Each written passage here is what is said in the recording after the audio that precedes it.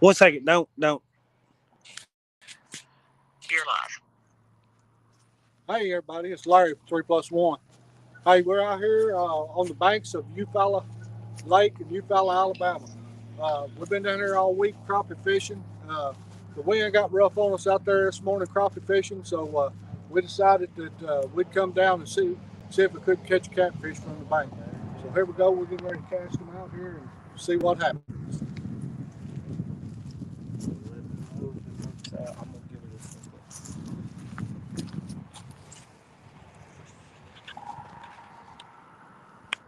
Did it go black on you?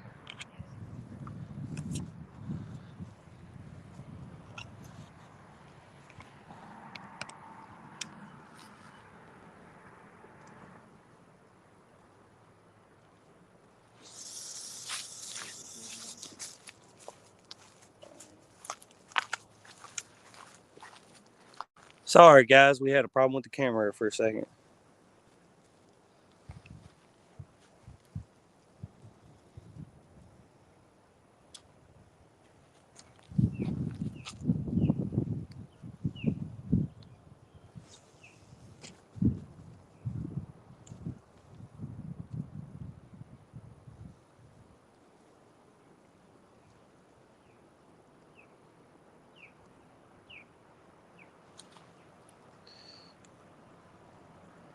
See here, get the chat pulled up.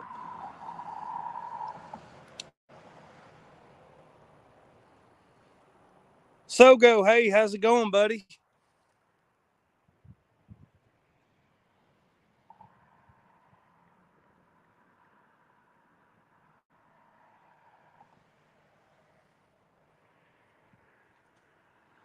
Looks like he's got a bird's nest over there. Dale Hayslip, hey, how's it going? Dale Hayslip says, hey, Larry. What's up, Dale? Hey, guys, as soon as he gets these casted out, he's going to give y'all a little, tell y'all what's been going on with our trip and whatnot, how things have been going. We're here in Eufaula, Alabama right now, so it's been a beautiful trip, beautiful weather down here. Everything's green down here. We don't have any leaves in the trees in Kentucky. Everything's done green. I mean, things are really blooming. The pollen's got my sinuses tore up, so that's a blast. Zach Thomas says, hey, what are y'all do? What are you going after, flatheads or blues?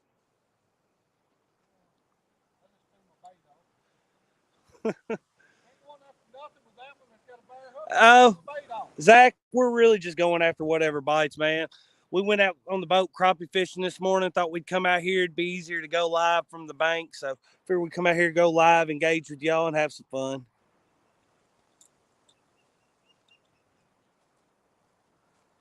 Roger Anderson. Hello, Larry. Looks like a beautiful day. It is a beautiful day. It is, yes, Except definitely. for the wind. The wind's pretty rough today.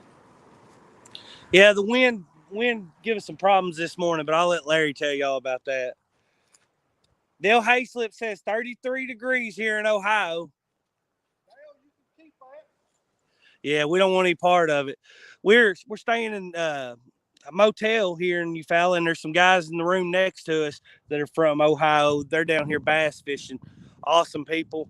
They've been really great. We've been sharing information on how the water's doing in different parts of the lake, you know.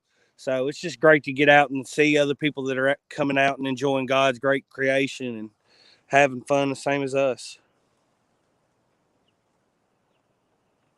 NKR Fishing and Outdoor says, wow, Eufaula, Alabama. My friend is from there.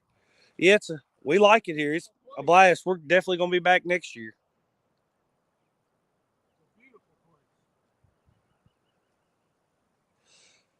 Palmetto Cats. Hey, glad to see y'all in the chat. What's up, Kevin?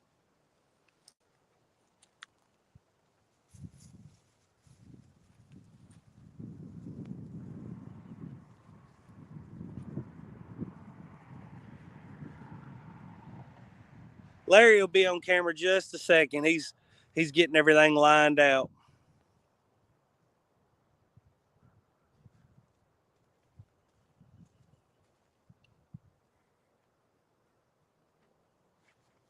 All right, we got them all baited up with chicken right now.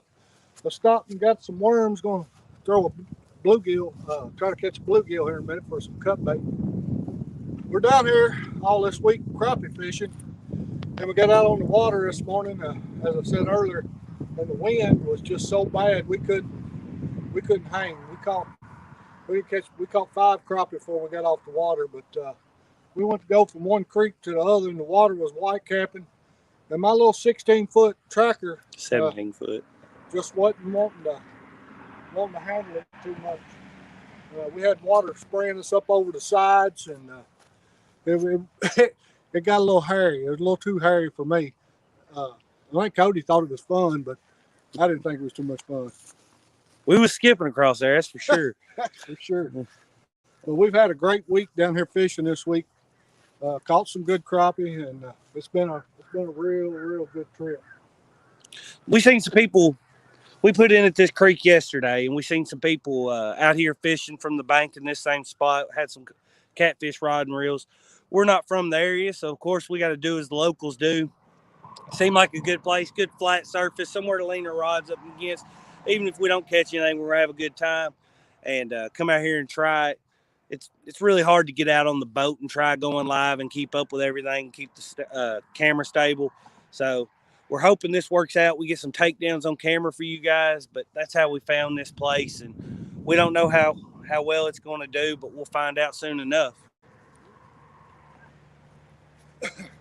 We while we were out crappie fishing, we have actually, I know we've marked a lot of catfish, especially up the creek channel. This lake is really shallow. If you get out of the main channel, you run up on the sandbar really quick. Matter of fact, over in the part of the lake that we've been fishing most of the week, there's buoys that you have to keep in between just to stay in the channel to get where you're going.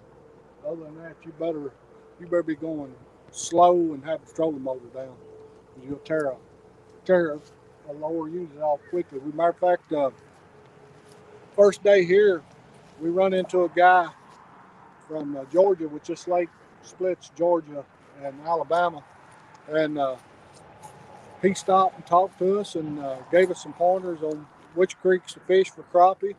And he was telling us that just not too long ago, he tore a lower unit off. It cost him $6,000 to fix it.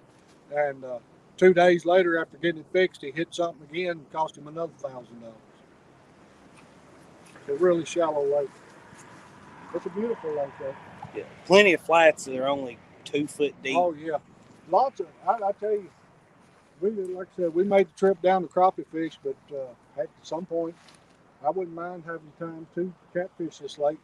I don't know. I know size matters. Outdoors fishes this lake a lot, and I don't think it's really known for great big blues, but you can catch some blues and channels. It's got a lot of channel cats in it. I've noticed it, of course, Eufaula, it's known for the bass. It's a big bass fishing lake. I just don't get into bass fishing a whole lot. Crappie fishing and catfishing. Catfishing mainly, but I like crappie fish. I don't. It's been a lot of years since I've done any bass fishing. Caught quite a few this week. They put up a heck of a fight on that ultralight crappie tackle. Let me get a worm on this rod right here. We'll get some worm on this rod right here. Try to catch a bluegill. You put a bluegill worm hook on your 10-foot crappie rod. These worms were starting out of green.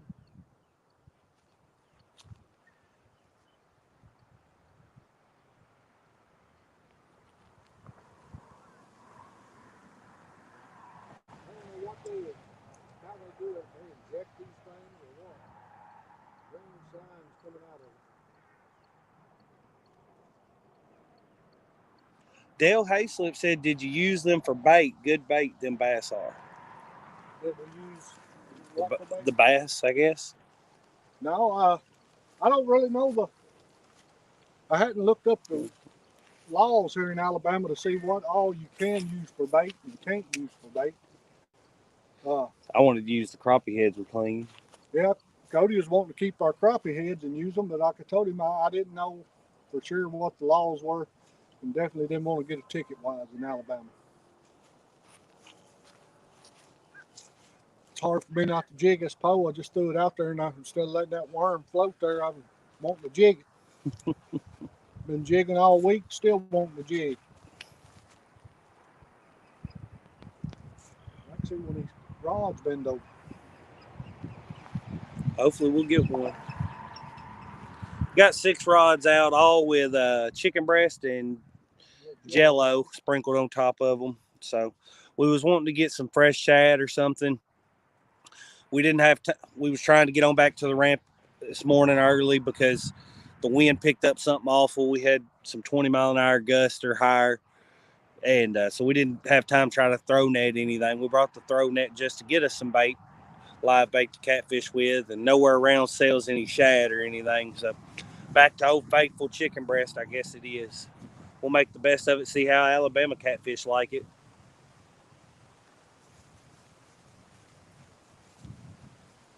As you can see right now, you can probably hear the wind is awful.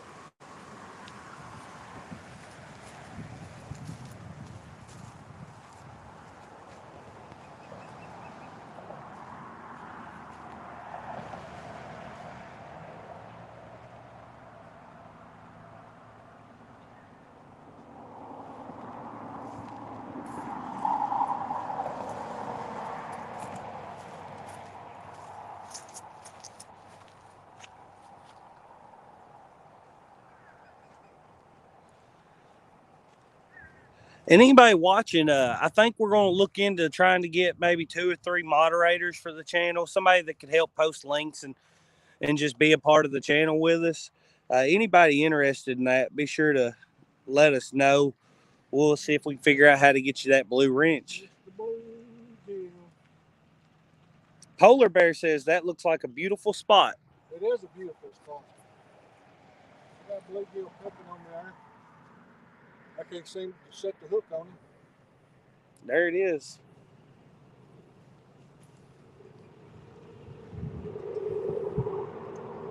Must be a little bitty fella. I'd have done tried to set the hook on that. You tear my nerves up sitting and waiting for it to take it all the way under. Patience. Craig Coastal Fishing Adventure says, hey, just subbed and liked. Hey, we appreciate it. Hey, we need all the support we can get. We appreciate you guys. Straight to the point outdoors. Just woke up for work. It's nice to catch a live feed of fishing. Did I miss anything? No, you hadn't missed anything. Straight to the point outdoors. We just been kind of going over what's been going on our crappie fishing trip, and the reason we came in early today and decided to fish a little bit from the bank for catfish. So yeah, it's our last day here. We're gonna leave out in the morning and head back to Kentucky. Craig Coastal Fishing Out Adventure says, all the way from Ireland. Hey, cool. So, what's some of your favorite fishing in Ireland? Yeah, what do you like to fish for in Ireland? I'm not sure what species of catfish they have over there.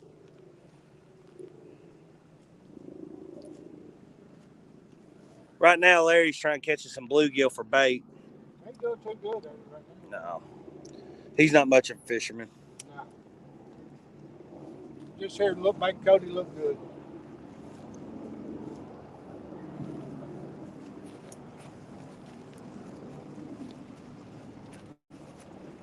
Thought I should have hung him in, but I didn't.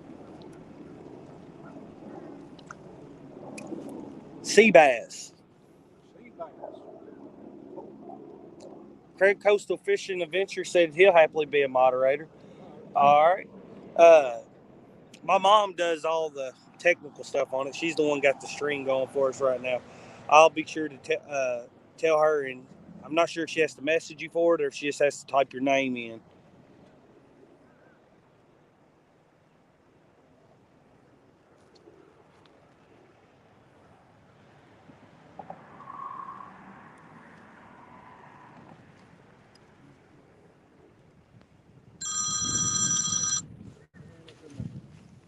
Oh, Our bag buffalo won't blow off. We should have bag.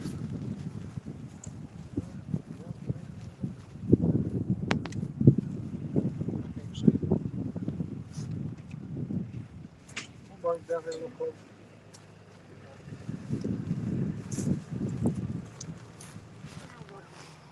I'm gonna take it there. Well, if I could catch a bluegill here, get some fresh cut bait, maybe better. I don't know. We may not be in a good location. I don't know. I know the other day when we was out here, we come up in this part that day, fished, well, yesterday, and fished for crappie, and we had come down here the day before to check it out, and there were people fishing from the bank here, and when we come back yesterday, there was people fishing from the bank here. So, I don't guess that means there's fish here, but it means people do try to catch them here, so we'll give it a shot. we'll just give them a shot. The wind wasn't so bad, we'd be out on the boat. And the wind doesn't seem as bad, and this part of the lake is where we were this morning. Hey, Dale Hayslip, you're in on all our streams. You be interested in being a moderator for us?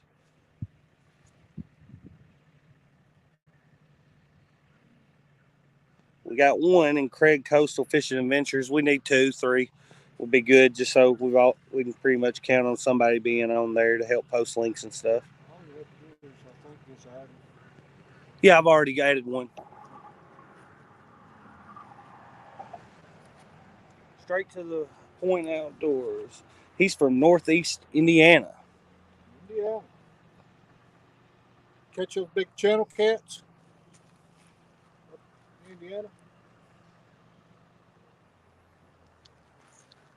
Seems like up north they have a lot bigger channel cats than we have on the south. Which I think this lake, that's all it has. I haven't heard of catching flatheads on this lake. I seem to catch a lot of blues and channel cats. But by the weekend, we'll be back home ready. Polar Bear says Central Ohio.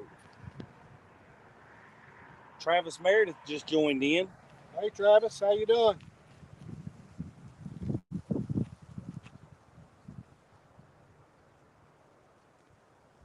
How's everybody doing today?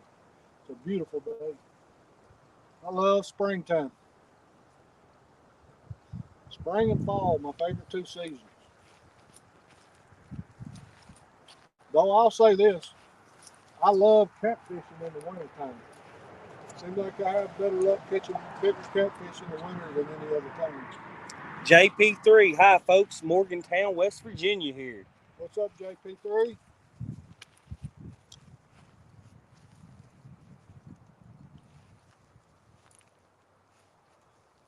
Polar Bear says it's dang cold here.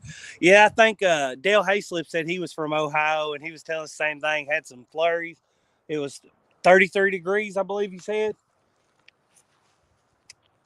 Got some bluegill bites. Ain't caught a bluegill yet. Was that you jigging it, or was? No.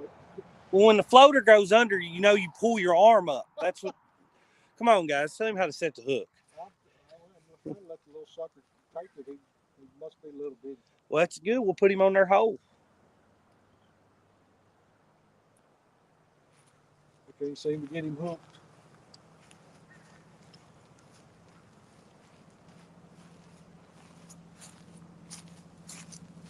I like the big bluegill. There's some big bluegill over here.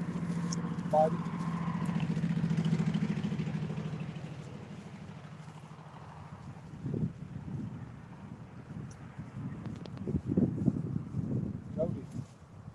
Cody done went to the woods on me. I gotta make a phone call.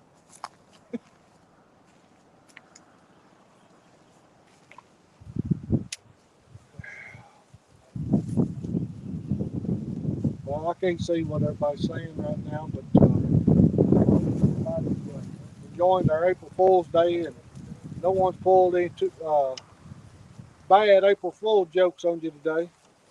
I hadn't really thought of a good one to pull on Cody while we're there, but I need to think of a good one to pull on him.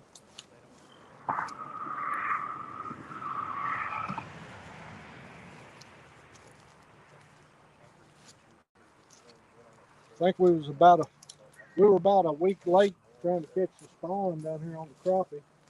We actually caught them post spawn, but still the fish we caught, and we caught them jigging about anywhere from a foot to 18 inches deep. We still caught several good crappie. We didn't catch no real monsters that I know of. I think about 12, 13 inches, about the biggest one we caught. Yeah, we caught a couple that were probably 13, quite a few that were 12 and 11. But, I mean, they're real good crappie to me. We don't get crappie like that in Barron. In our home lake, it's fished to death. Probably our home lake, Barron River Lake, it for the amount of people in that area, that lake is fished so hard. I mean, honestly, I would say we have at least 1.5, if not twice, the boat traffic that this lake has. Yes. And it's a quarter of the size.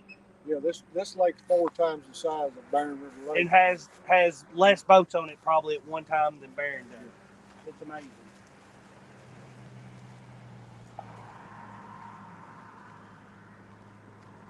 Yeah, come summertime, I'll have to do early morning fishing and nighttime fishing on Barron because the traffic will get so bad that you can't even anchor fish. up. You can't drift. And there's a lot of people out there in wake boats. And it's just a 10,000 acre reservoir. Those wake boats, man.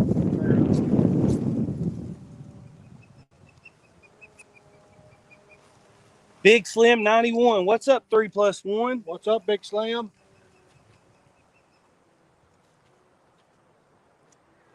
Big Hook says hello from Big Hook Catfishing. What's up, Big Hook? Chunky Cats Fishing. Thank you. What's up, Chunky? Oh, okay. So somebody shared our moderator shared a link. That's awesome. Craig's Coastal Fishing Adventures is doing an amazing job as moderator. We just now learned how to add them. He was the one he taught me how to add them. Yeah. So this is a learning experience for us, but hey, we're enjoying doing it. Number one, any reason for me to go fishing is a good reason. Yeah. The Fishing Magician 2.0 says, but what does 3+1 equal? It equals 4. 3 boys and 1 girl. That's my kids. I have 3 boys and I have 1 girl. Chunky Cat says, driving and listening, my friends. Well, we appreciate it. We love all the support and appreciate all the support y'all guys are giving us. It's been amazing. This community is really amazing. Yes, it is.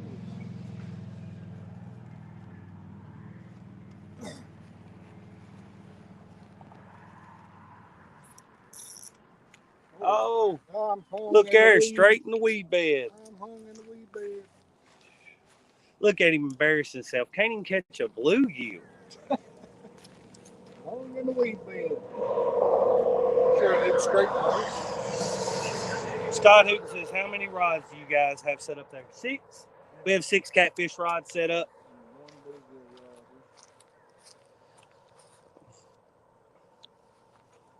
I'd like to see one of them bend over. I kind of kept one casting them out there, casting them out at different depths. I know, like I said, we fished this area yesterday, and of course the channel coming under the bridge there, it drops down about 34 foot. But up here, right here in front of us, it ain't 2 or 3 foot deep.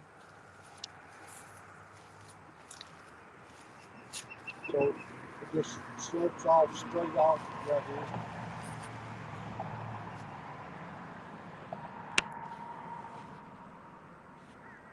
I was hoping this was a place where gets fish quite a bit, and might already have them chummed in here for us.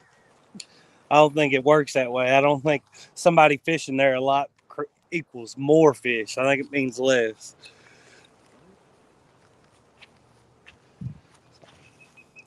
We do know there's a drop off and there's a bit of a flat here. And we're thinking with as warm as the water temperatures are here, they're around 70, the low 70s. We're thinking they'll be moving into a little bit shallower. And with the channel right there, we're hoping that's going to equal success. You know. The big cold front did move through yesterday, and it got down in the lower 40s here last night. The wind chills were down in the 30s, and Same creek we've been fishing, where we've been fishing, been 70 to 71 degrees with 66 degrees this morning.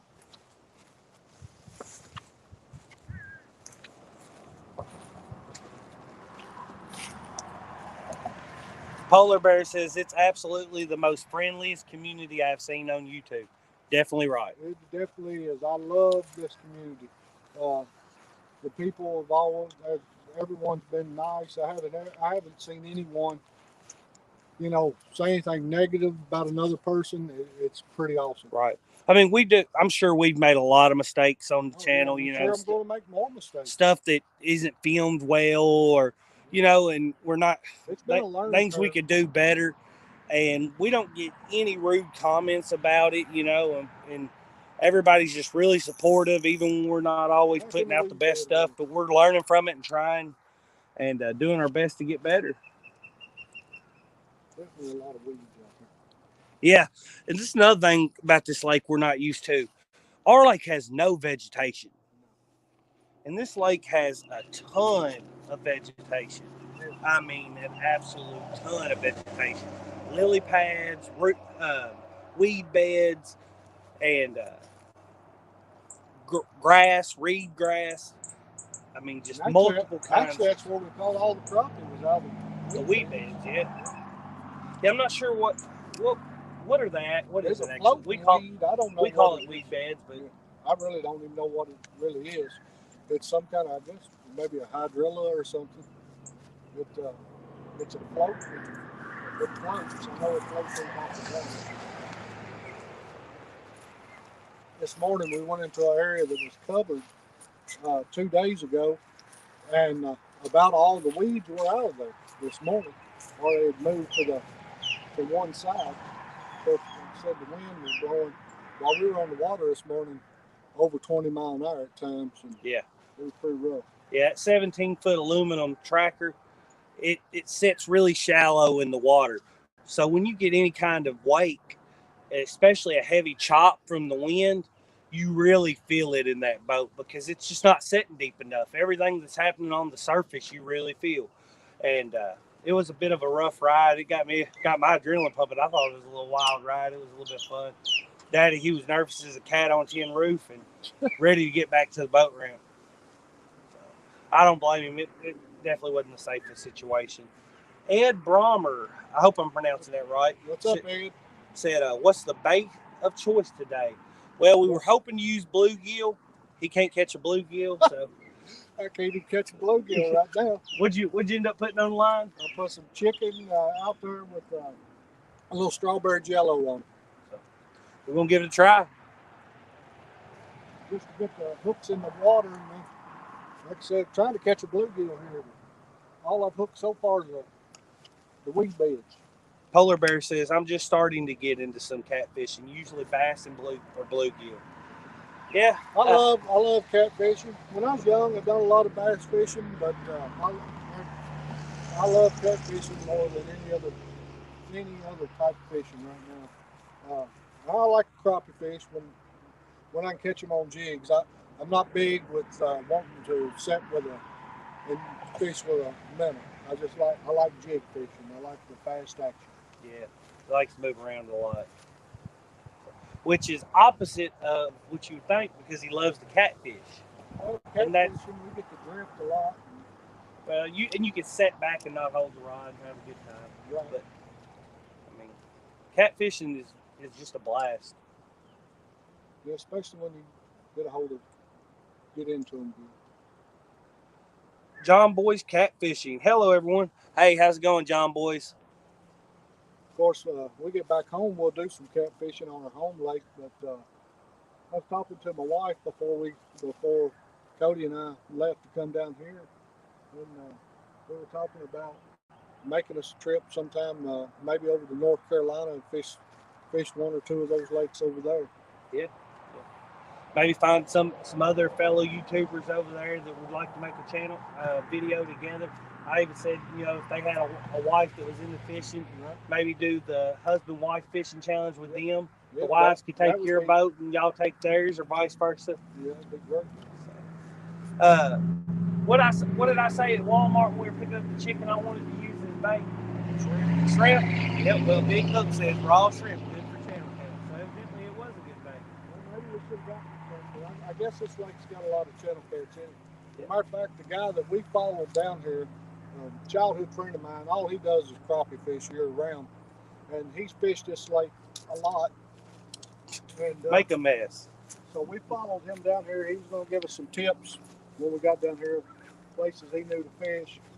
And anyway, we were out there yesterday, and he caught a big channel cat on a jig. Yeah, and the crappie have not cooperated. We've still put some numbers in the boat, and hopefully got some good videos for y'all. And we got to get home to edit all that. The video in the crappie is a completely different beast, because normally when we're videoing catfish, if we start seeing something mess with the line, we could cut on the camera. One of us has got our hands free. You know, we don't get a lot of double takedowns. So, you know, one person can video the other and it works out good for us. Well, with crappie fishing, we're both casting and jigging all at the same time. So we invested in some GoPros, and we're hoping we got some really good footage. I went through some of mine, and I know that some of mine looks okay. I don't have much hope for his. Well, the other night on Palmetto Cut, I can't remember the guy's name. He had a guest on, and they were talking about different things about videoing.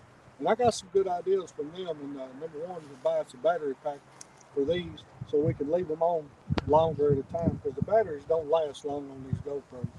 Right. And start trying to get more of the takedown and stuff. Right. So, yeah, we're learning from it all. But, yeah, video in the crappie was a little bit new experience. We'll get that edited and have probably 2 or 3 videos to post out of that. And so we try to keep our videos around that 10 to 20-minute mark, you know, like 12, 13 being optimal, I think. I'm not sure how long people actually want to sit down and watch what we're doing. We would make them as long as y'all wanted to, but of course we don't know how interesting it is. So as the channel grows, we're gaining a little bit of confidence in what we're doing and hoping that people are enjoying it. Let me read these comments again. It's hard for me to talk and read too. I guess there's the wind blowing that water right up there, a second one from that end, but it looked like it was moving a little bit there on me. So Big Hook says, I catch hundreds on shrimp. My PB is 33.4 pounds. That is a monster channel fish. I mean, I think the world record is 50-something pounds.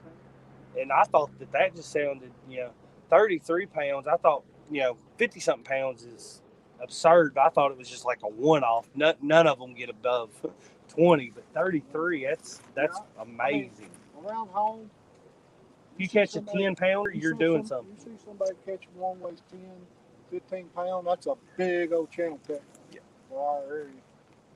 Of course, and also a couple hours from our house is Lake Barkley and Kentucky Lake. And I'll be honest, I haven't been over there catfishing with rod and reel. I've been over there noodling with some friends, and we've noodled some big catfish out of them lakes. But I haven't ever been over there actually fishing for the catfish with rod and reel. It's another thing I do like to do. I was talking about crappie fishing, catfishing, is fish for the big red ear. I do like going over to Lake Barkley and fishing for the big red ear. They get up to a couple pounds over there. It's really nice. Hey, Big Hook, we don't mind. Got a bluegill. We don't mind if you shout out your giveaway on our live stream. Go ahead and comment the details if they see it. That's great, and I'll even read them off for you. We don't mind that a bit. We're here to help other people. Finally got us some bait. Oh, yeah, that's awesome. All right. Yep. So you gonna put him on their hole, or you gonna? I'm gonna cut him up. Cut him up. I'm gonna cut him up and put him on a couple of these rods real quick. Avid fisherman, thanks for joining. Well,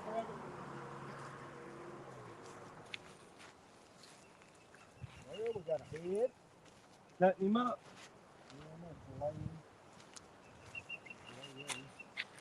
Well, be sure to come over and show everybody how you like to do your cut bait. Well, I know there's channel catching this lake. I'm probably gonna. You're gonna go smaller because most of the channels are. All right.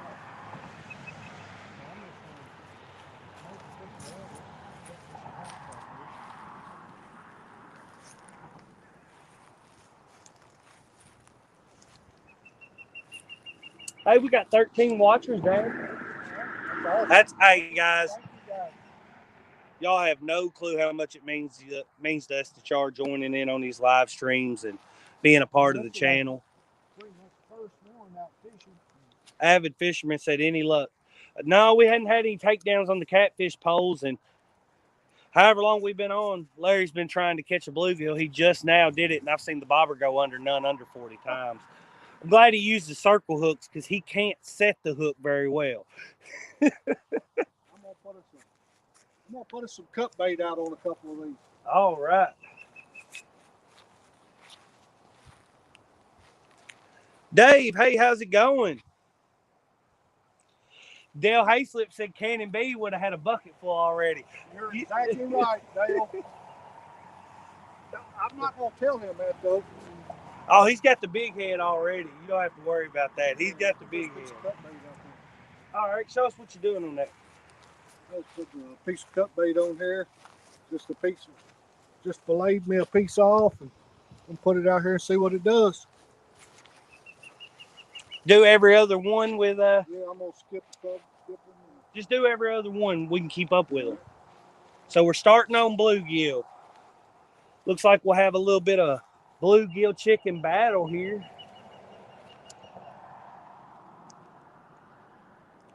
Johnny Boy's Catfishing. 3+1. I just subbed to your channel. Hey, awesome, Johnny Boy's Catfishing.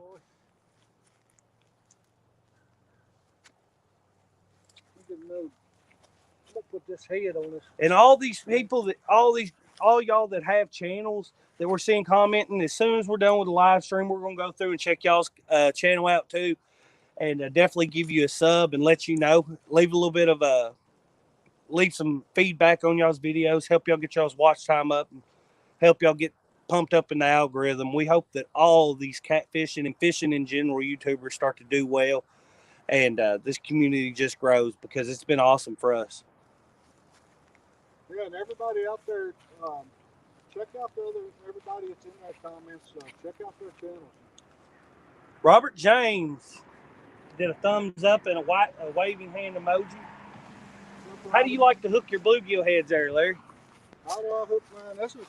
This may not be everybody's favorite way, but I just come right into the bottom jaw right here and run it right up through his nose.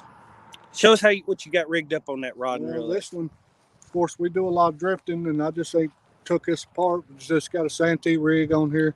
What'd you put the float on there for? We got the egg sinker. Probably take the float off of that one. I ain't gonna worry about taking it off right now.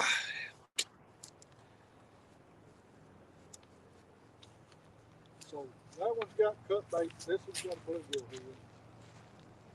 Oh, you're just going. Well, these first two got bluegill. I said do every other one. He doesn't listen to me for anything. What's out the channel? Big Hook says he subbed everybody in the channel chat. That's awesome, man.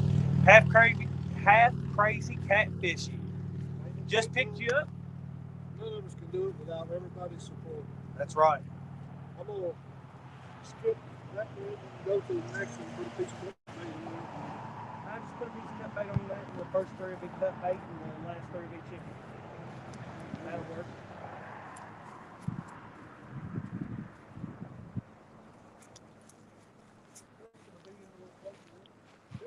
How's y'all's fishing trips been going here lately? Let's see how the chat's fishing trips have been going. I know right now a lot of places catfish can be changing from their winter holes to in transition. They can sometimes be hard to find right now at this time of year, depending on what part of the country you're in and the waters you fish.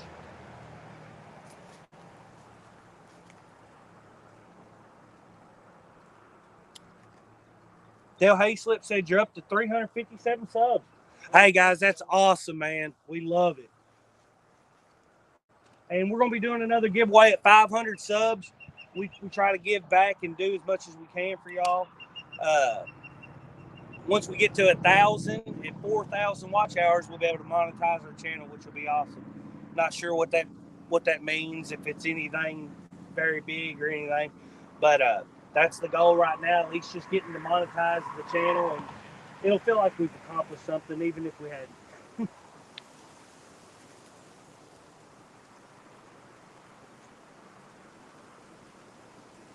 Hey, Avid Fisherman says if you guys would like, I can get you as a guest on my live stream on Sunday night.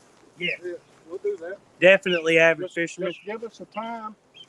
How can he message us on Facebook or you can send us an email. Or email. Our email is 3, the number 3 plus 1, the number 1, outdoors@gmail.com. Yep.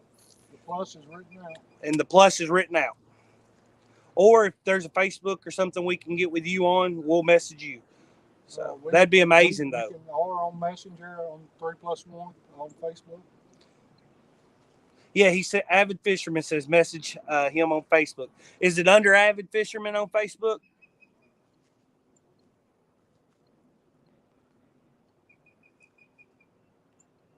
And so we started doing a live show also on Thursday nights. Let's Get Real. Of course, we're down here this Thursday night, so we're going to probably skip it if I couldn't talk to my buddy into getting on and talking about crappie fishing tonight. But we plan on doing that going live on that show every Thursday night, and we would love to get some of you guys on there to interview and talk about tactics and different ways to catfish and just baits, tackle, everything, tactics, everything. Yeah. Get Hooked on D Fishing says hi 3+1. First time watching.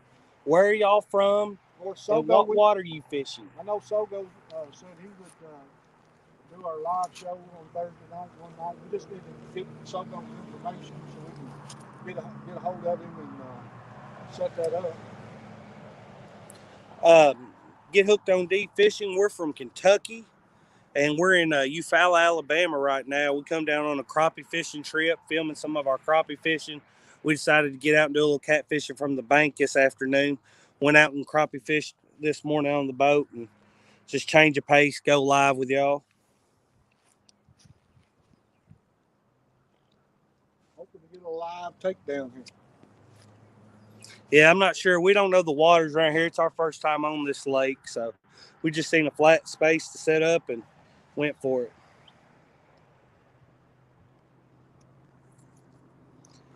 Half Crazy Catfish says going out Saturday here in Wisconsin. Good luck, Half Crazy. Hope you catch some big ones.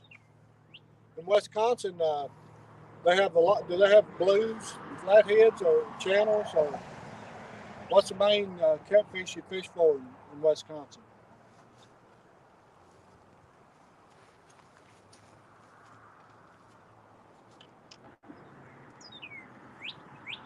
Get Hooked on Deep Fisherman says awesome. More Kentucky fishermen. I'm in Kentucky too. Yeah, we're in where we fish Barren River Lake. I don't know which waterway you fish. Get Hooked.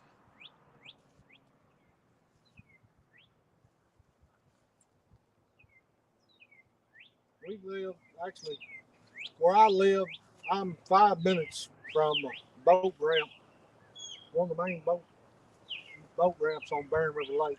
So that's the reason we fish Barren so much, is because it's in our backyard.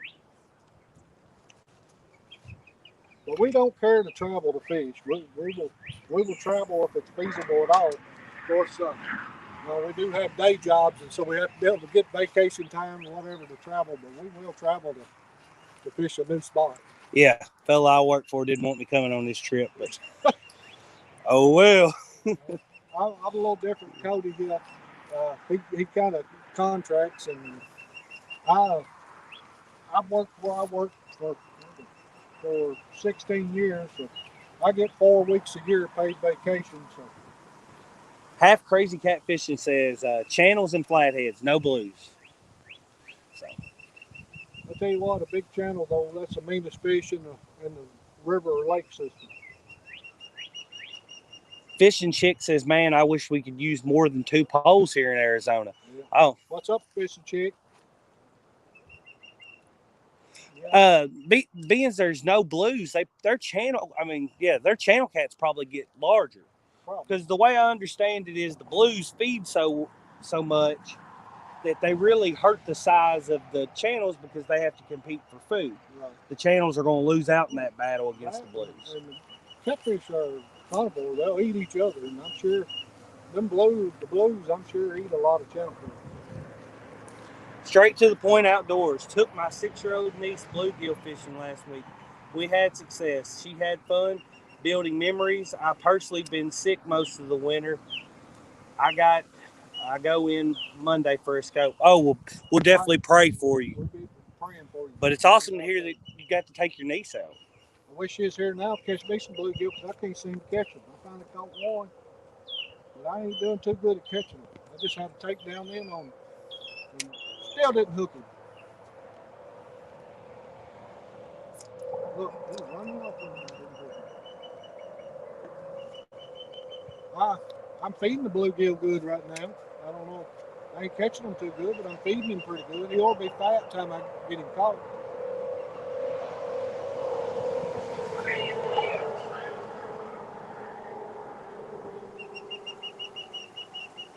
Mike Turner, 712 catfishing. Afternoon, all.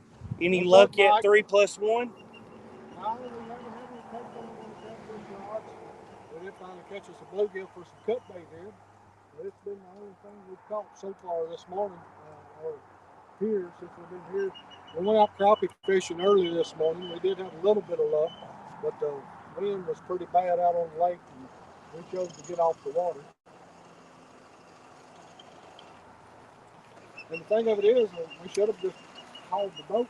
We left the boat at the motel. We should have just brought it behind us because if we may have got out here because the wind's not as bad over here as it was when we was this morning. Hey, do you know how to turn your phone to low power mode?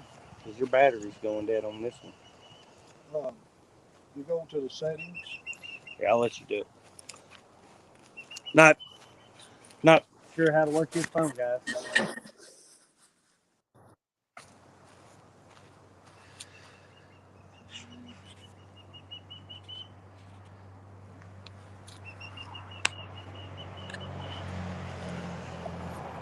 All right.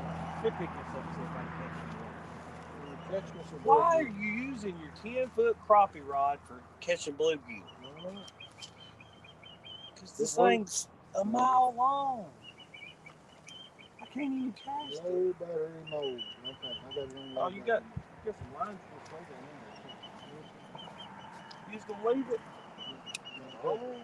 You want to take this back? Yeah, I was just trying to read comments.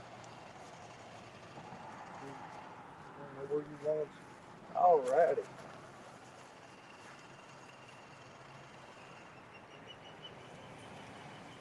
I'll run over there. Big Hook says the record channel cat is in this lake. It's 33.8. But those are the fish that people don't want to claim publicly. I've seen channels so big that only one head will fit in a 5-gallon bucket. That's a big old channel cat. I've caught some decent ones, but I've never caught one even close to that. Now, I've caught some big blues. I've caught some blues which nowhere near as big as they get. I've caught some blues that in the 40s, and caught some big flat. My personal best rod and reel flathead, the 60s, lower 60s. So that's the biggest catfish I've ever caught. Probably cheddar cat, probably 10 or 15 pounds.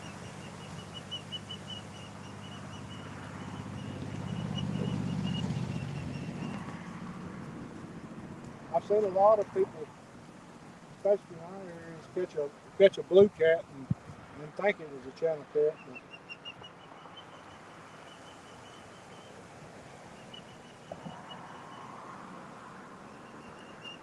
It's their fish. They can call it whatever they want. I don't care.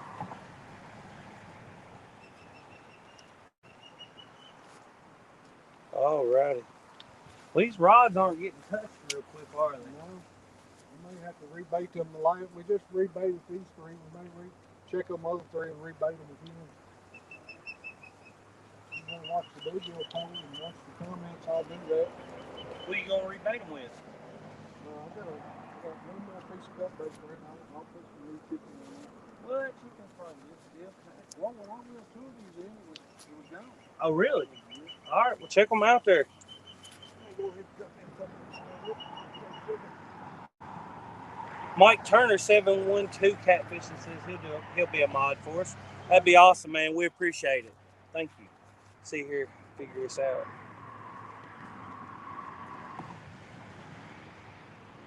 Got it added, buddy. Appreciate you, man. Let's see. The first three you changed to cut bait.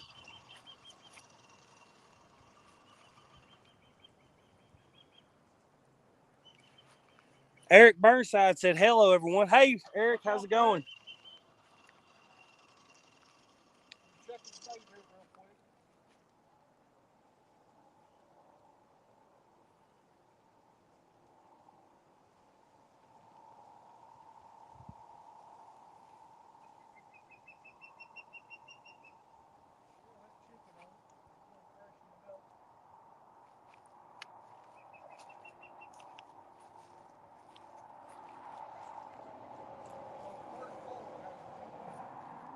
Well, first four rods we've got here, I'm not sure if y'all can hear him down there.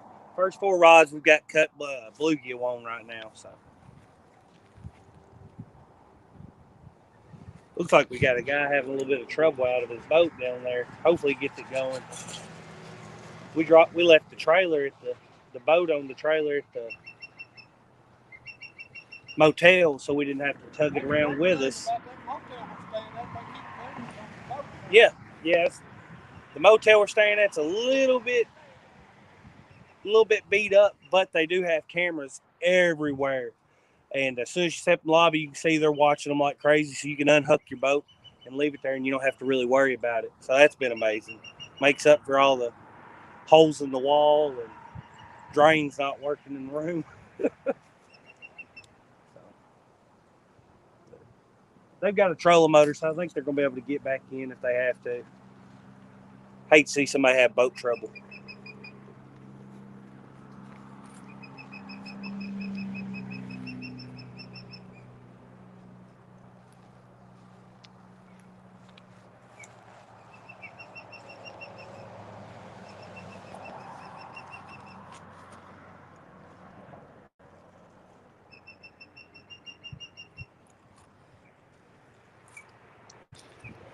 Oh, it has turned out to be a beautiful day out here, guys. A little bit on the cooler side. It's about the temperature I like it. I think it's in the low 50s. So, but yesterday was in the mid 80s here. So definitely a big cold front come through. This is the southern part of the lake, Daddy? Yes. So the northern part of the lake's what we've been fishing mostly, and the wind there this morning was awful. Here's pretty calm. We're probably 15 miles down the road. We're about 15 miles down the road, and it's crazy the difference in weather. The wind is pretty much not blowing here hardly at all, and there it was beating us out of the boat. So.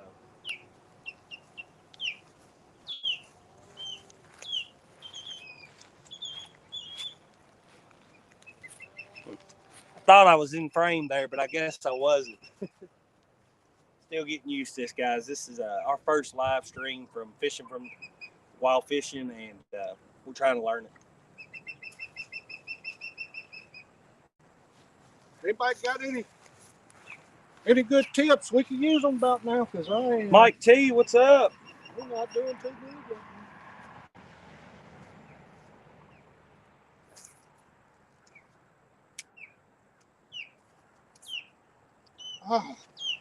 Finally caught another bluegill and let him get up. Eric Burns said you're doing an awesome job, bud. Keep a trucking. All right. We'll do it. Thank you. I'm going to get one more bluegill for backup in case we do catch something on fish cut bait. We'll cut that one up and put all of him out there. So if I catch another one, have him on standby, it'll be good.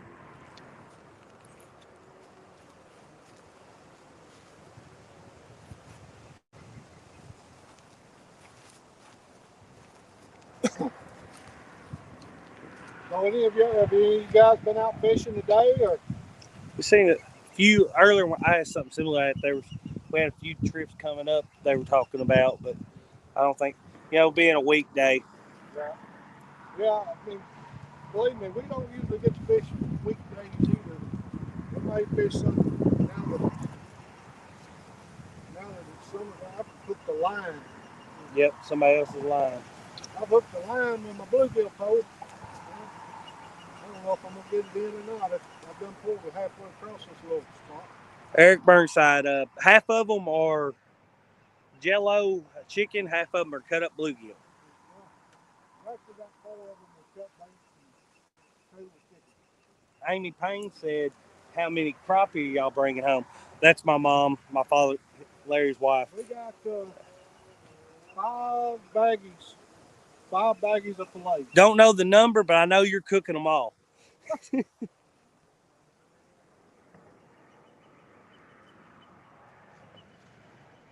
Big Hook said he caught 2 4-pound largemouth this morning fishing on bottom with raw shrimp.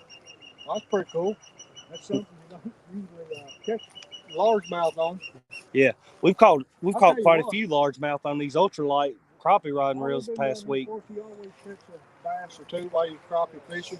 But I tell you, it seems like these Alabama bass fight a little better than our Kentucky bass do. More than a little. We catch a bass on one of these crappie rods that weigh a couple pounds, and the fight will be on. They give you a tussle. It was definitely fun when you hooked into one. I think I caught 4 one day. That one of them might have weighed 3 pounds. The other 3 weighed about 2 pounds each. And they was all a lot of fun to fight in anyway. Ace Catfishing. Hey everyone. Hey, what's up? You want to take it to the truck? You can talk to everybody, or I'll keep talking. You say hey to everybody if it's about to go dead on you. Lee Evans Catfishing, Kentucky Outdoors, 3+1. Hey guys, how What's y'all up, Lee? enjoying How your you trip? Doing? I gotta find me a book. We're having a good time, Lee. We're really enjoying our trip. The weather's been a little bit scattered, but hey, we're having a blast.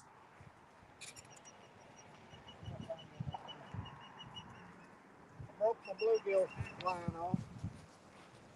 The fishing line is out there, and pulled it halfway across this little cove, but then I ended up breaking it off. I'm gonna retie me a bluegill rig real quick.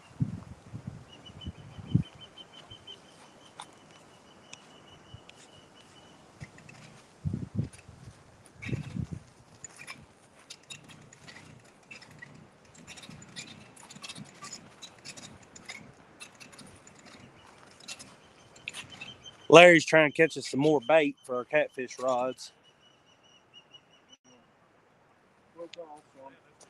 Retie real quick.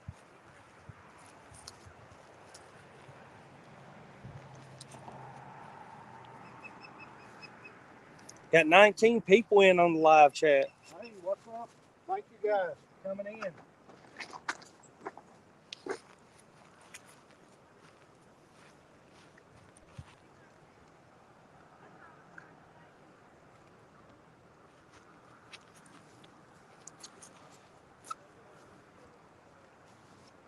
There's your bobber floating away. $2 floating down the bank. Ain't it ridiculous what little floats cost anymore?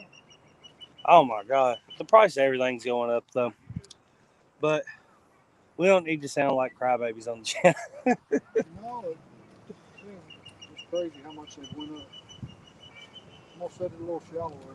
Hey, fishing chicks, she's claiming on us pretty good, but I can't say I blame her. She said, "Okay, boys, y'all better catch something with all of them gosh darn rods." Laughing face emoji. Well, I'm gonna be honest. It's the first time I've ever fished this spot. And maybe the last time. I don't know. Uh, we've never, as a matter of fact, it's the first time we've ever threw a catfish rod into this lake. So we'll see what happens. I would feel a lot better if we was out on the boat and I was actually getting to use the graph and look at some stuff. But we just knew this was a good spot to set up and go live, so this is what we went with. Yep. Hey, Dad, I'm about to pull the truck right here so I can plug in the phone while I talk to you. Okay. Hey, cords in that bag right there. I got mine in there. If we get in trouble for having it there, we get in trouble. Well, all they do is tell you the money. He's in it. No? Here.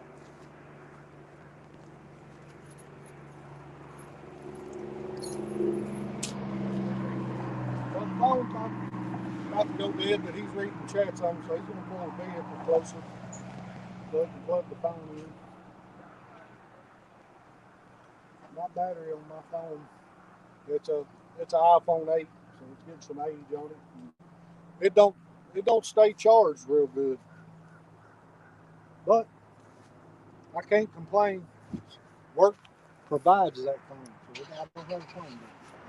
So I cannot complain.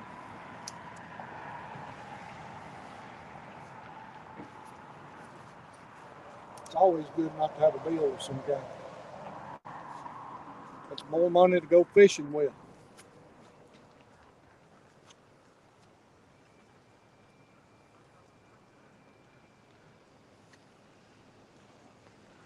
I shallowed up my float this time on my bait rod. Try to catch another bluegill. It kept hanging in the weeds.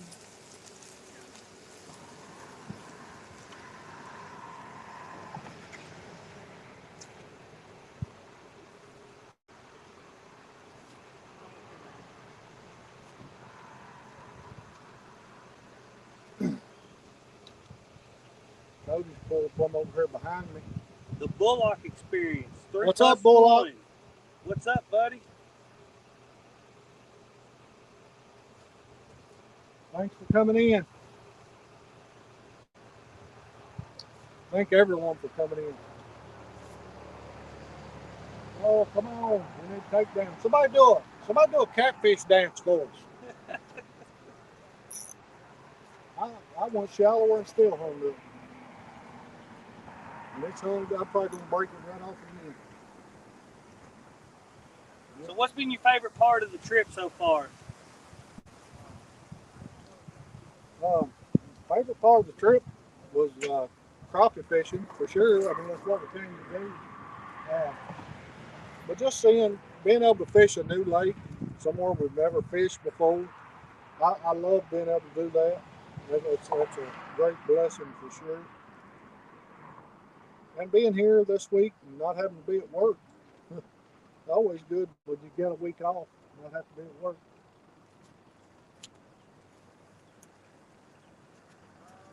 We catch a catfish sitting here, it'd just be icing on the cake as far as the trip goes.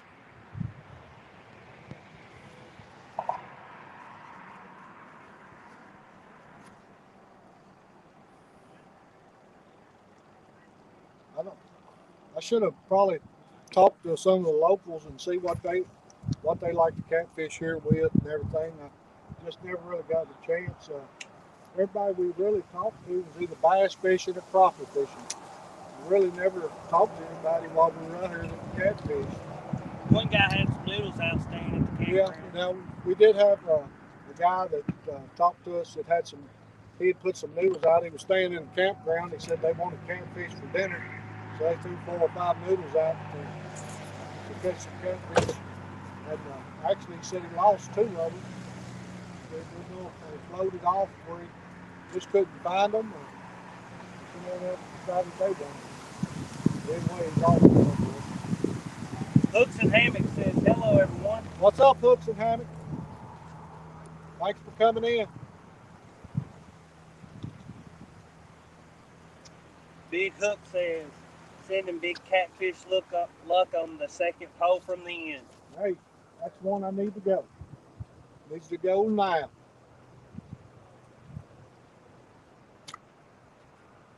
I'm ready for one of them to go.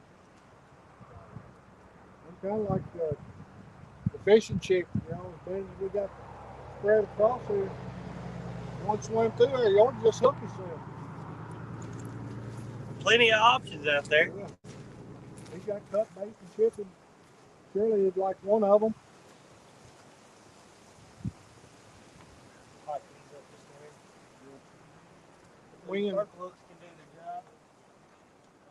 Wind is playing with them a little bit. I'm glad I caught one bluegill. Can't seem to catch another one.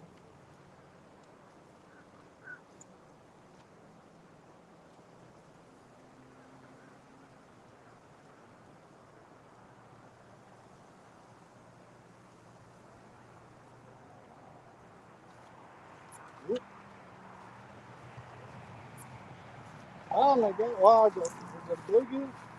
Yeah. Put him out their hole. That's perfect size for a hole. Got another little bluegill. Think we'll put him out their hole. Well, I don't know. We'll see here what the other ones do. We'll have to rebait in a minute. You don't even put them out there whole. We're gonna put one out there whole. We'll probably throw it up here shallow and hope it. I don't know if there's flatheads in this lake or not. Well, ask the chat. What do they think? Anybody Should we cut it know up or about put it on hold? Eufaula, Alabama, Lake Eufaula, about flatheads? I do not know if it has flatheads or not. I would assume it does, but I'm not sure. We've got an ultra small little bluegill. So should we put him on their hole or should he cut him up into two baits? Let us know.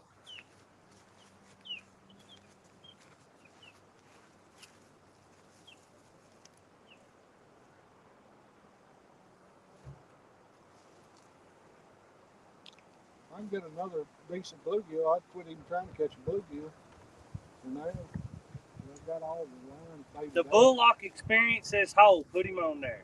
All right, we'll put him on there. Oh, we'll take that.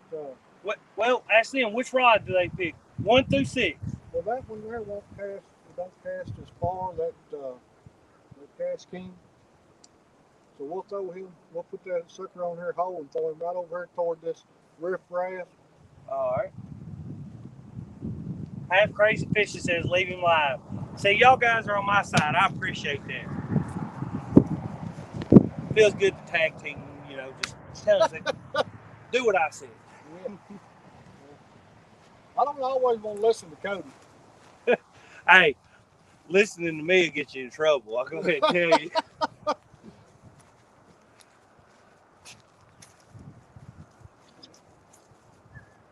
But it ain't gonna hurt nothing. So I'll reel it in and I'll cast it over here. Yeah, that's that Cast King 7000 you bought. Yeah. It's a little bigger than what you like. Yes. I've got my line all up in the tree. I'll take care of it. Go ahead. Let me get this bag. Let's put this bluegill right there.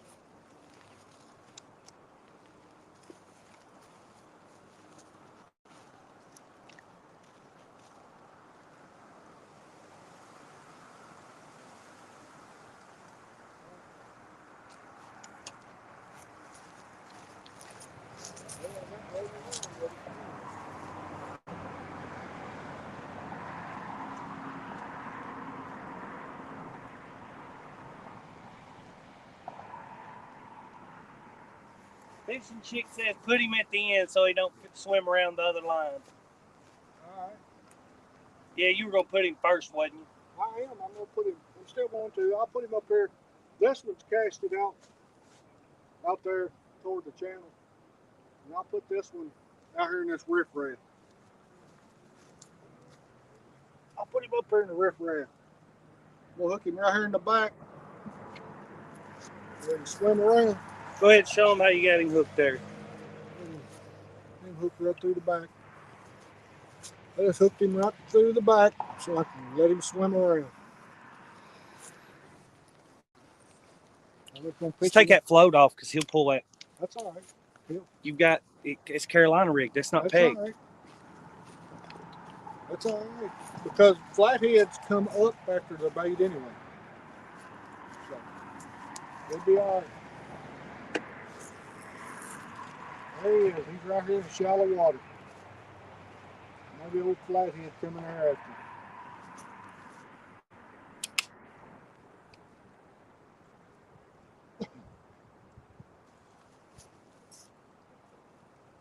Catch a big old flathead.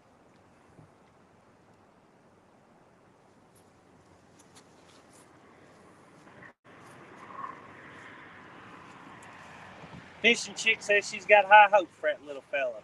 I do too. I hope he gets one. I do need to go ahead and catch another bluegill if I can. Go ahead and catch another bluegill if I can so we have bait to rebait with.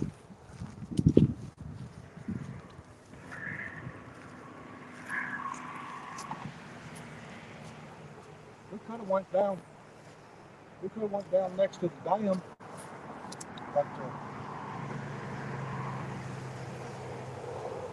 be honest, I'm not even sure how to get there. No, I'm not either. He keeps pulling down, but he won't give me time to set the hook. Change the camera around a little bit here, guys. He doesn't know how to stay in frame. I'll get over here. I'll just get beside that rod. Well, I didn't have that rod in the way.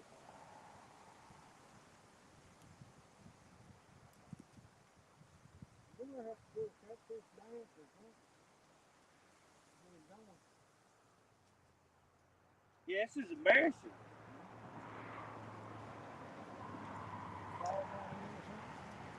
I got a turkey call in my pocket. I don't know.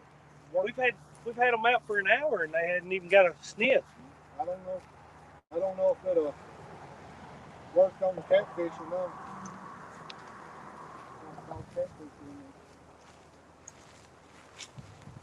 Oh, did you tell them that? Well, we'll save that as a surprise once we get it 100%. We'll save that for a surprise after we get it 100%. I guess it must be a surprise for me. One of our guests on one of our Let's Get Real episodes. Okay. Oh yeah. I got it. Yeah, we'll wait till that comes through 100% before we mention it. I'm just so excited about it that I was about to go ahead and blurt it out. Yeah, I'm working on a good guest for it. A guy that should have some good information for us. Hey, Cannon and Compton. Cannon, Compton, how are y'all? I know Cannon, he's hating that he's not didn't get to come on this fishing trip with us. He's got to be in school. What are you doing there? Another half a worm. Put another half a worm on. They're big old red worms, but I don't know how they get that green dye in them. Eddie Gross says, if I may say so, if y'all are not subscribed to DMV Whisker King Fishing, could you do that for me, please? He's also on YouTube. Yeah, y'all guys go do that.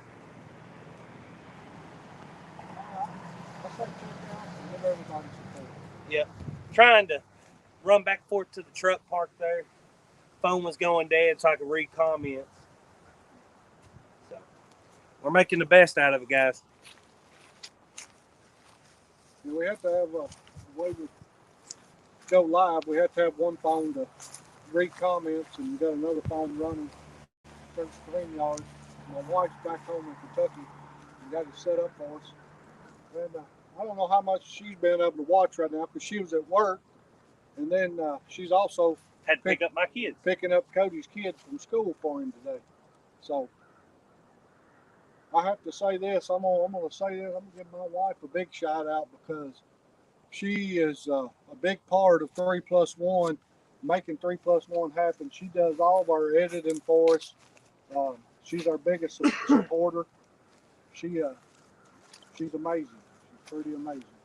Bought the graph to go on your boat. She bought me a new Garmin 73 UHD Eco Map 73 SB. I tell you what, for Christmas, and I love it.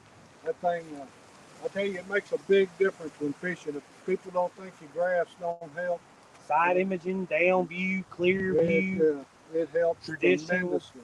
Yep. Tremendously.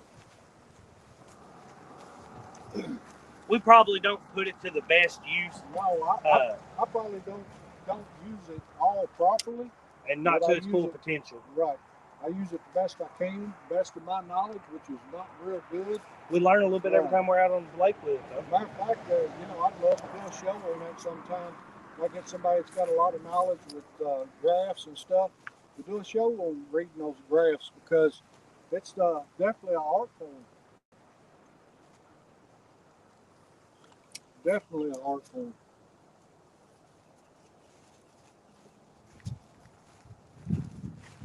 I'm telling you what. Well, Can't even get a little. I got another one right there.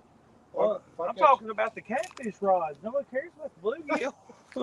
Well, all we can do is move locations, and it's going to be hard to do right now. Yep. And I'm starting to think this location was a bust. We see people fishing here, but I guess that don't mean they're Can we fish. Can we try to get a couple of them out further? Yeah, well, I've actually got a couple of them through the deeper water. And then this one's the only one that's real shallow. The other ones are kind of stepped down because, as we know from coming here yesterday, this slopes off into that out there. So they're at different. Just bring us in a little bit. It ain't gonna hurt if we change location. Oh, go ahead. Just got cut bait over.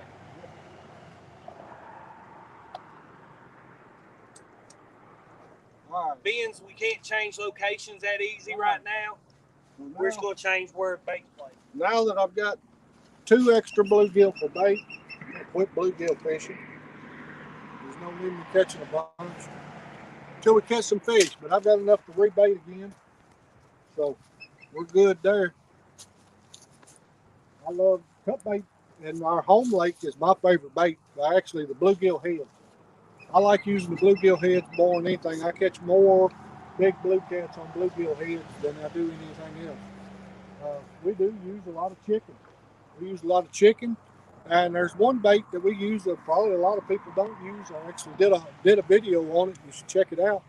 As we use some calf testicles. I used to work on a farm, and farm I worked on, we preconditioned cattle, and so we would run 100,000 head of cattle to the place every 90 days. So we castrated cattle constantly. Well, that's back in my younger days. I had 3 boys, and we eat a lot of what I caught and hunted and stuff. And so I'd run limb lines, trout lines in the river. And one day I got me a bunch of those and run limb lines, trout lines in the river with them and caught a bunch of fish. So here the other day, I contacted them. They actually still let me hunt one of their farms, and asked them if I could get some of those bull testicles when they were castrated. And they were gracious enough to let me have some. And we went out, and Cannon B, my 7-year-old grandson, Cody's oldest son, he caught a 16-pounder that day on them and a 31-pounder. So they definitely work. Line snag her. Cody has backlashed. It's not backlash, but it's like it had a backlash down in it.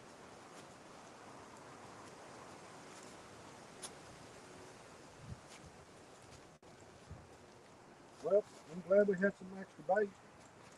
Yeah, here, bake it. This good bait? Put chicken on it. Chicken? Yeah.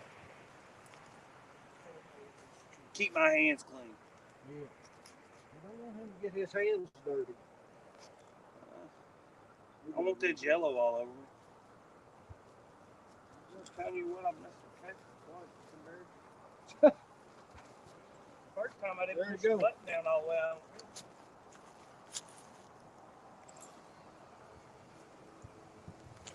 it's out there in some deep water there. Letting it through there, that should be about 20 to 30 foot of water. It's right dropping there. a lot. Yeah. That should be a deep hole right there.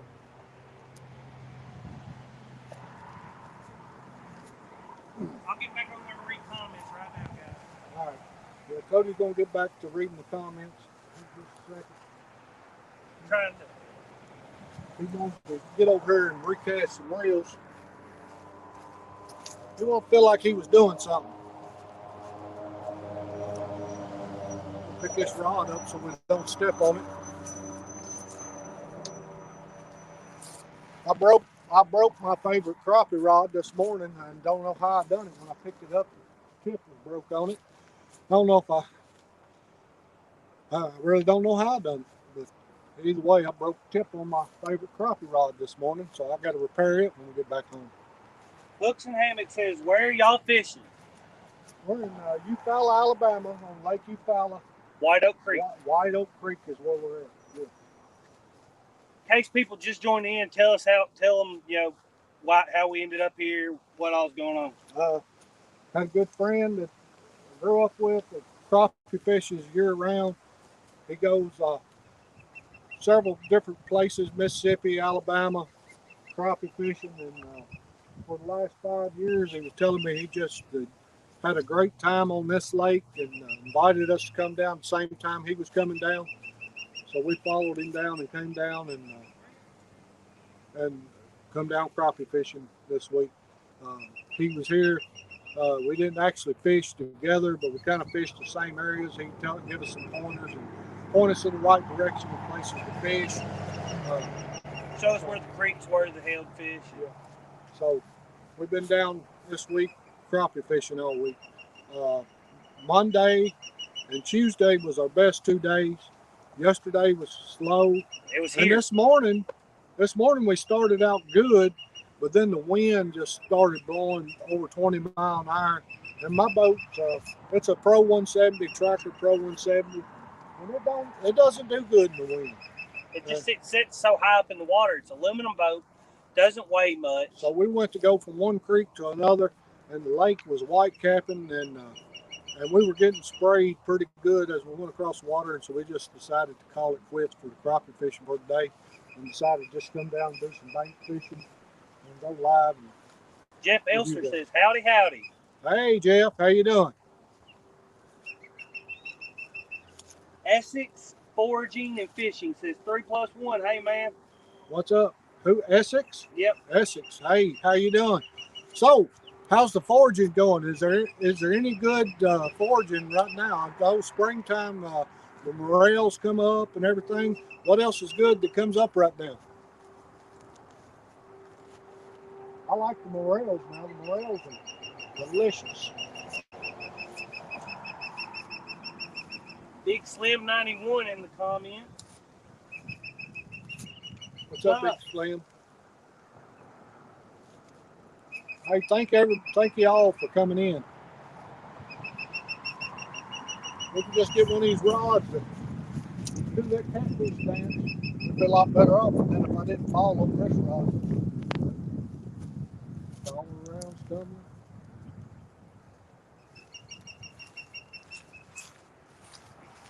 I'd like to see one of them dance over through the catfish thing.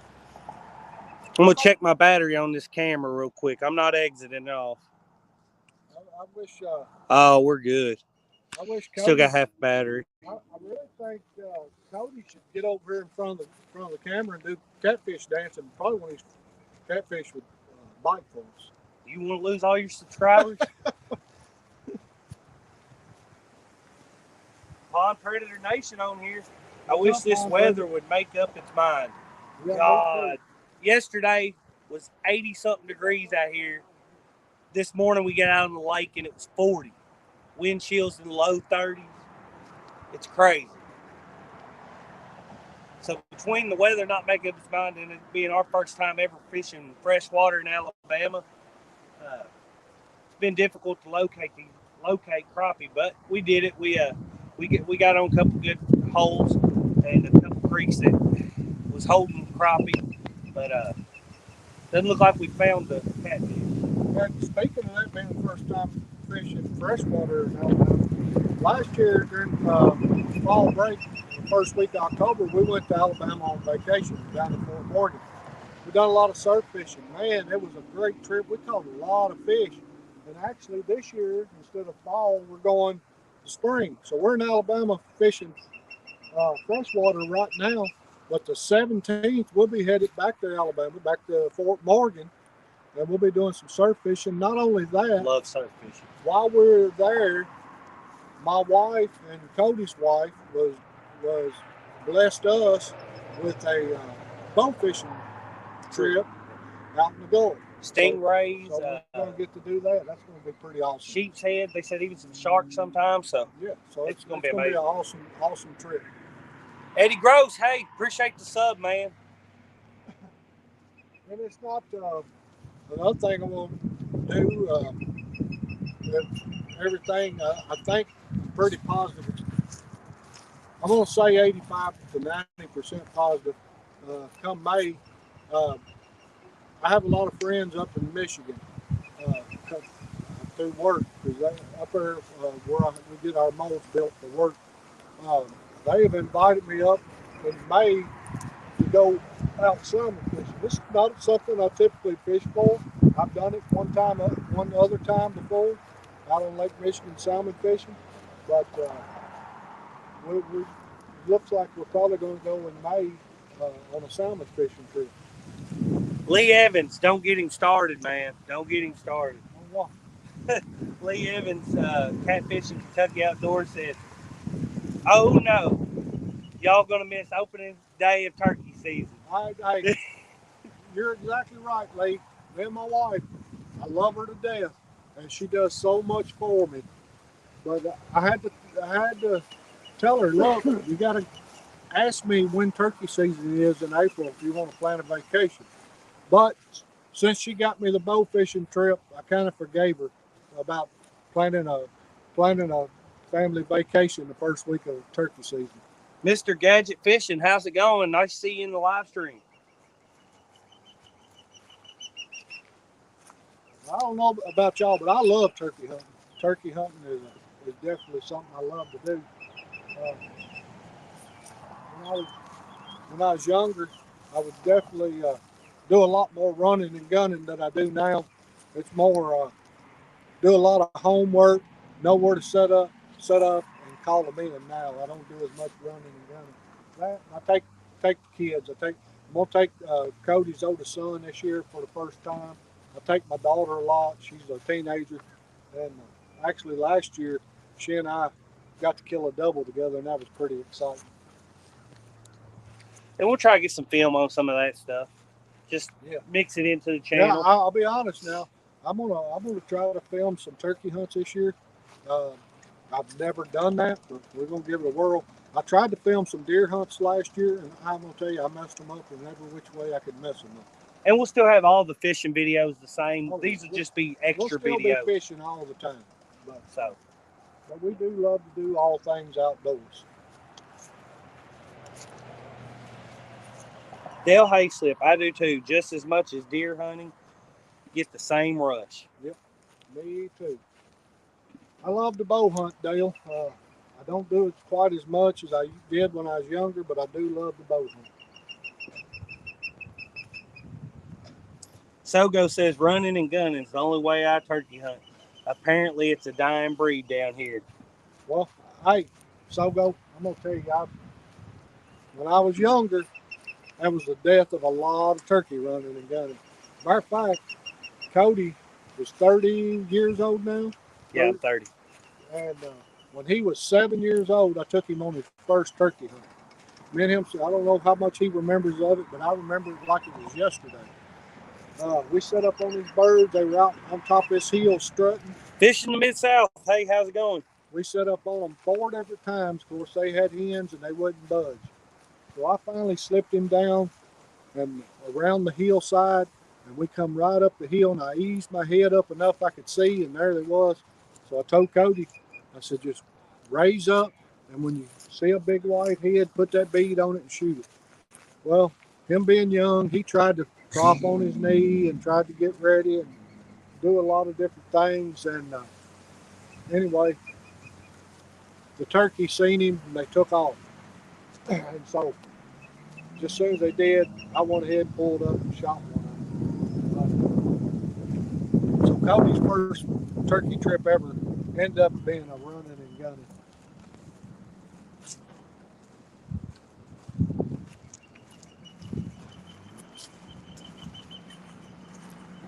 Wasn't sure if he was gonna get it off the trailer. I was gonna go over and see if I need help. Their ramps here in Eufaula aren't steep at all. I'll tell you, I like them because the ramps at home, once you back in the water, they fall off. I don't like it yet. To hook your boat, you've got to get in the water. The thing of it is, it's a lot easier for a person if they're by themselves be able to back down in the water and let that boat go, or because you don't have to get out and unhook the front of it. At home, I will never back in the water if the front of my boat's not hooked. I'll unhook it after the boat gets in the water. Tell them why. Because I lost the boat. It stood straight up with my wife and daughter in it.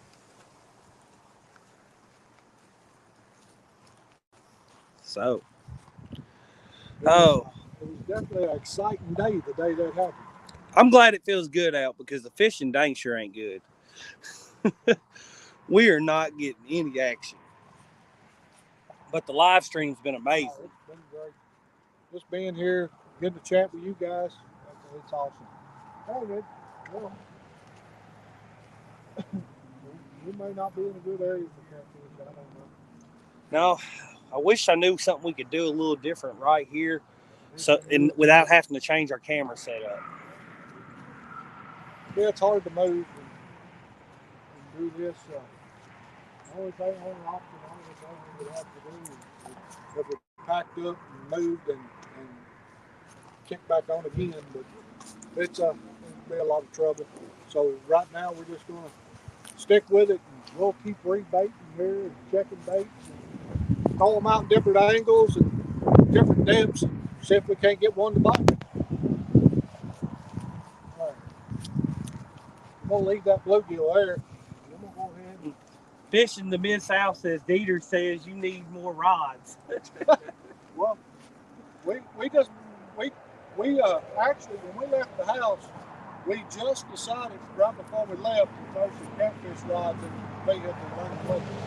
We were coming crappie fishing, and we just decided at the last minute to throw some catfish poles in and bring them. I'm gonna put a fresh piece of bait on here. Sogo says, I tell everybody running and gunning's how he preps his beach body for summer. Yeah, me too. You see, I got it down. Sogo.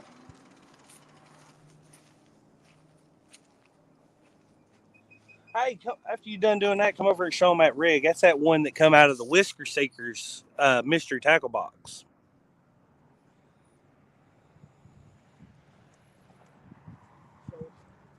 Straight to the point outdoors, man. Great having you on the live stream with us. Don't work too hard. So yeah, that's a rig coming to Whisker Seekers Mystery tackle box. It's a rattle. It's a float. It comes with a steel leader already on it, and yeah, I don't really like that wire leader, but I think it'd work all right. But we've just been testing it out, seeing how it holds up.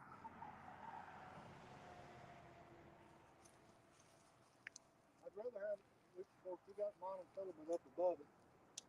You gotta have some because we got braid on, so we gotta have the monofilament for some stretch when we get a hook up. Yeah, for a hook set.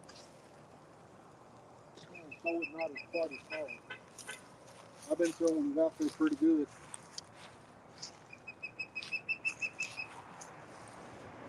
It's pretty shallow right there. Do you remember what the depth was out here when we trolled through here? When we come through under the bridge and right up there, it's down about 34 foot. But like I said, that's rolled off as you come up. It got shot, it just rolled up shallower. So I just threw that one out. But it hit bottom pretty quick, so it's not very deep where I just threw that one. We'll give it a try. I'll pressure this one up too. Change it out.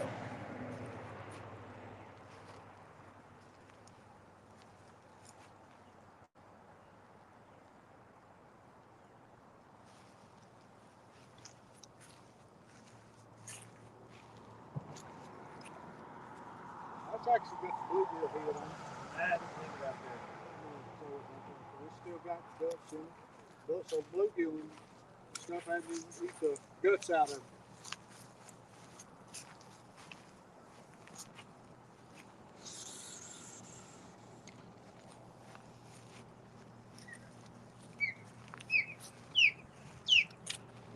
So you going live tonight, or you just gonna go ahead and have this be your Thursday night?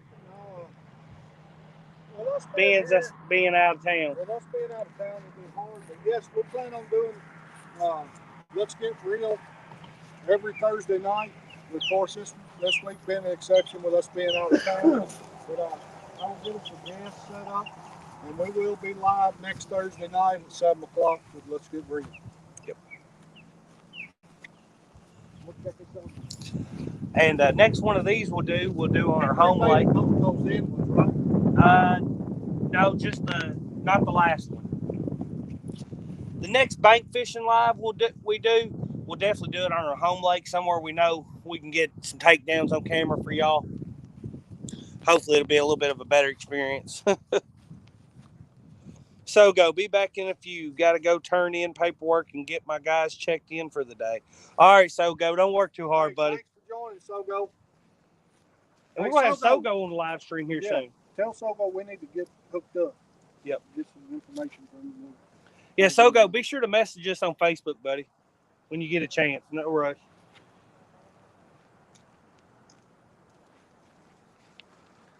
All right, I'm gonna leave the guts in this one. Leave the guts in it. A little more sand out there. I don't have to worry about that poppy. There ain't no current here or anything.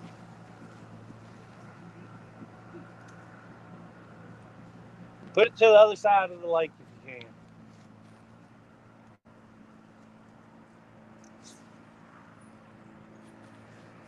Way on out there. That's that pissy fun, isn't it? I'll tell you what, this pissy fun reel, I really, really like it. I tell you guys, this pissy fun reel, I really, really like it. That's what we gave away one like that.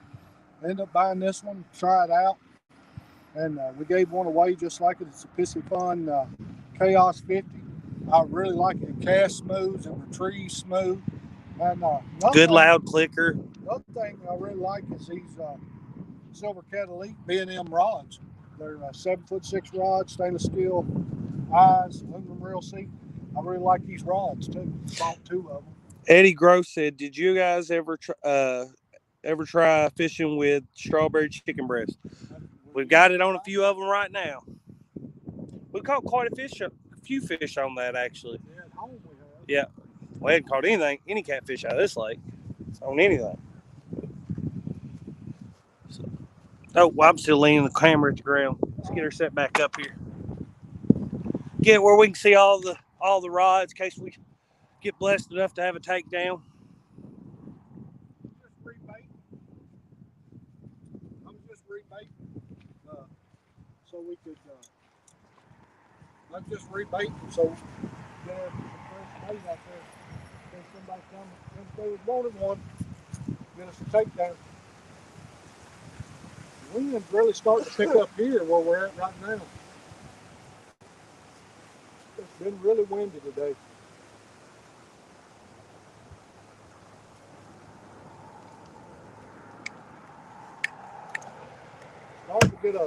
Starting to get a lot of boat traffic right through here. We came down here the other evening to check this area out before we came yesterday down here and run up these two. There's 2 creeks back. This White Oak Creek back here, and we went up in there crappie fishing, and we noticed in the evening a lot of people come down and they tie off under this bridge and crappie fish under this bridge at night.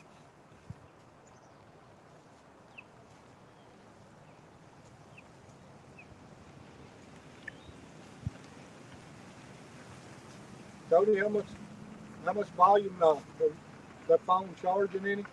Yeah, it's at 10%. I keep on doing it. Okay. If you get it charged, might want to move the vehicle just to keep us from getting in trouble. I think I don't want to make the DNR mares here in Alabama.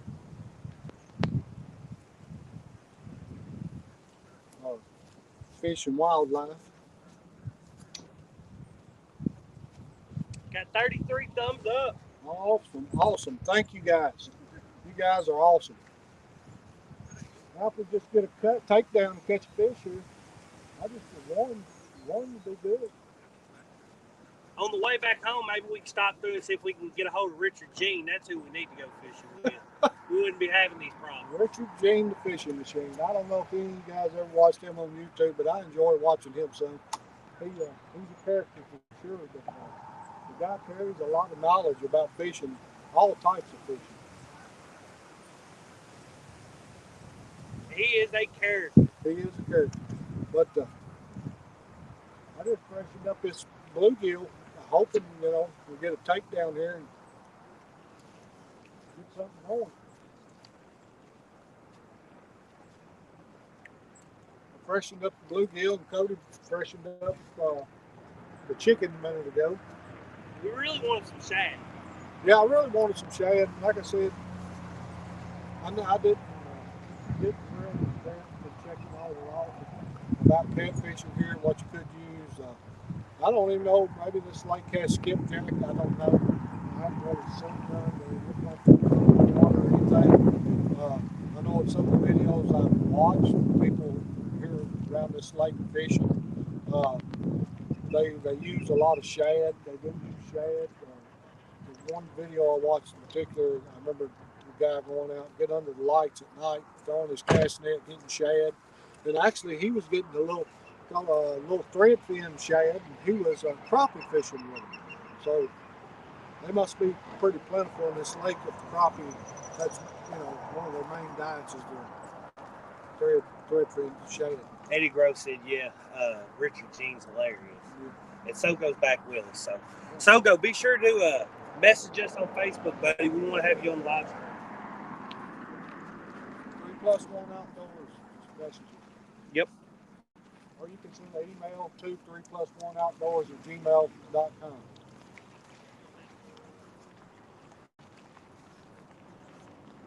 Yeah, it's getting late in the evening, and I'm SS Yellow Chicken said, "What are the differences between here and our home lake?"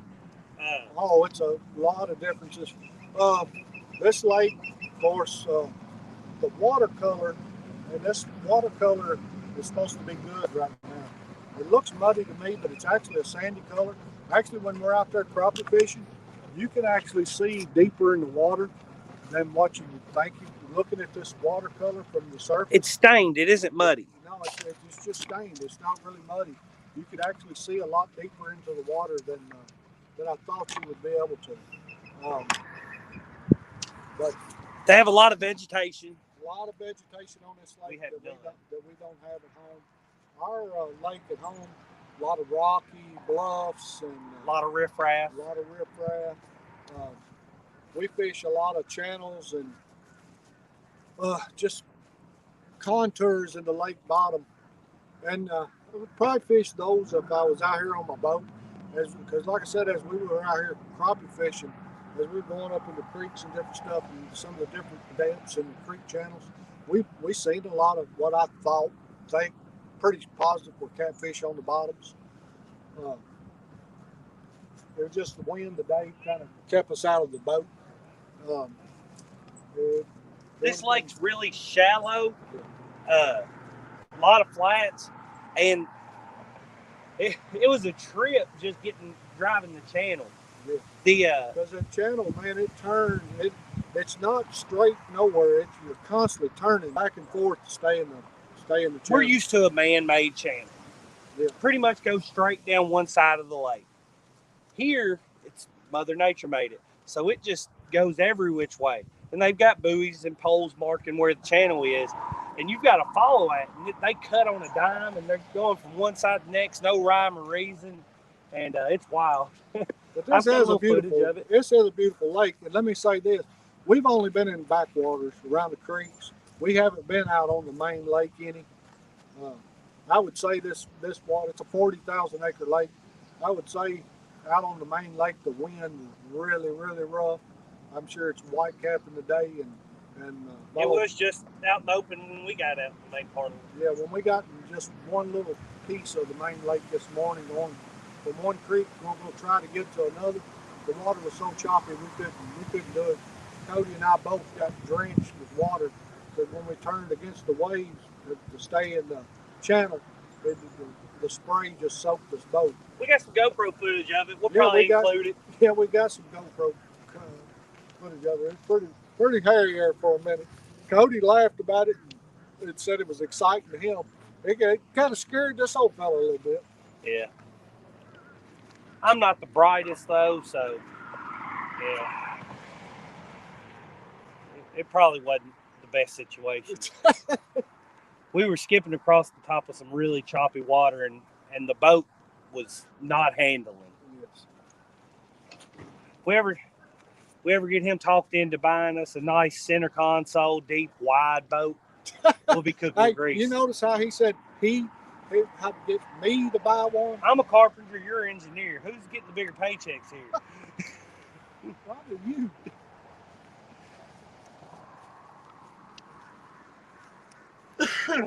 What we got going on over next to the bridge? That's getting ready for the nighttime crappie fishing. Yeah, we see a lot of people doing that here. They I'm tempted to say us run down here and do it. 3 times. We've been down here 3 times, and all 3 times in the evening, people start staging up there. They got ropes hanging down each side of every pier on that bridge, and they tie off and they put their lights out and they fish there for the crappie at night. So it's got to be a hot spot for the crappie at night because they're there every night fishing for them. Should we give it a try tonight? I don't know. We need to get everything packed up. I like to get on the road early in the morning, get headed back to home to Kentucky. Look at him turning down an opportunity to fish. Well, if I get back home at a decent time tomorrow, I might get to go to my home lake and fish. Get some catfish on film. I'm ready to get back to catfishing. Crappie's all fun and great. Yeah, but I'm ready to get back to catfishing. But the heart of this channel is catfishing. Yep. We're going to sprinkle in some turkey hunting and some deer hunting. Yep. We'll just shoot the footage of that stuff along the way. Yep. But the heart of the channel is going to be catfish. We'll catfish more than we do anything else. And it's looking like we're not too good at it today. No, right now we haven't had one takedown. I thought maybe, with seeing that people come here and fished a lot, that maybe it was a good spot that channel cat or something would bite. But then again, we didn't talk to the locals and see what they use for bait either. Sometimes they're finicky to certain baits. I mean, we got bluegill straight out of the water. That's what they're eating. Water, so. Yeah, we'll see. It's not too late yet. We're probably not going to be here too much longer. I don't know how long we've been here. Not without a takedown. Sogo says, I looked up the lake on Navionics.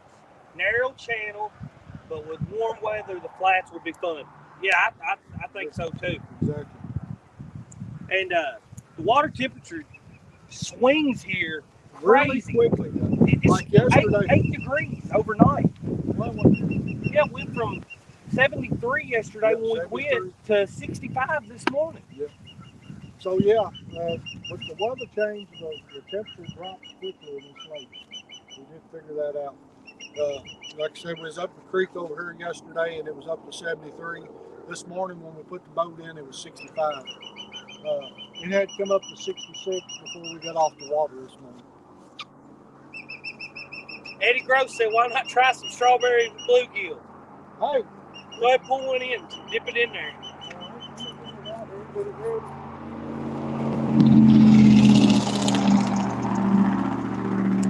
Hey, y'all say it, we'll do it. Hey, if this works, this is Eddie Gross's fish. I'm going to cut us a fresh piece off here. I'm going to lay me a side on. We don't even have a cutting board with us.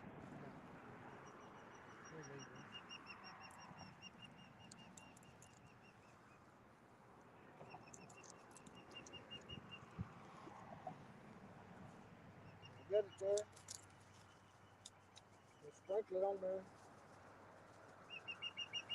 I'm gonna let it sit there for about 5 minutes, soak some of that in, then I'll put it on one.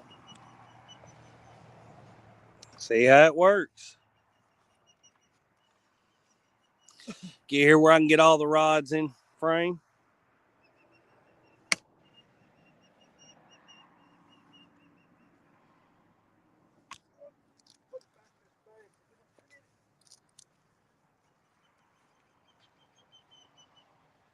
This is a beautiful lake, though. I'll give it that. Alabama, I say, is gifted with the outdoors. The outdoors in Alabama is beautiful. And there's so much to do here. You know, the turkey hunt, the deer hunt, fish the ocean, fish the lakes. There's an abundance of lakes on this in Alabama that has got big bass, big crappie. It's pretty amazing. Mid-South says he doesn't know if he was leaning on that fence so much, he might end up in the lake. Well, it actually seems pretty solid, but if I fall in, hey, if I fall in, y'all get a big laugh out of it.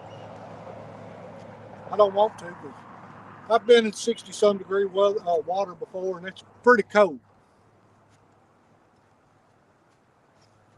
especially when you get out.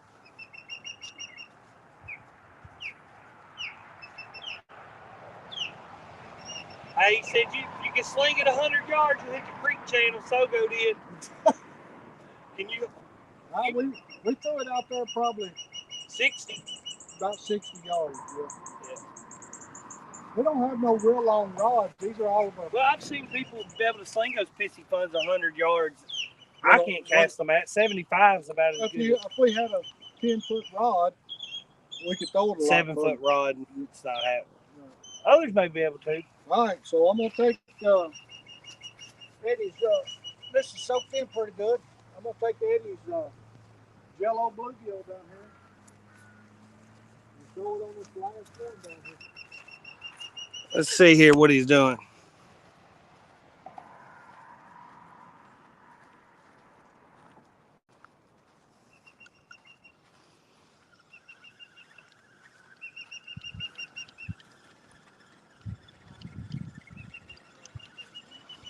Eddie, if this catches a fish, you the hero. Look at it, the bait is gone off this one anyway. Was it?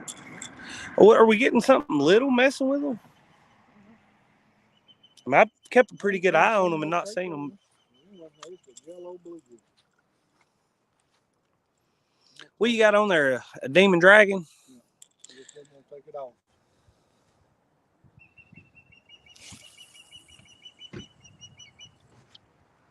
All right. About 50 yards out there. 45.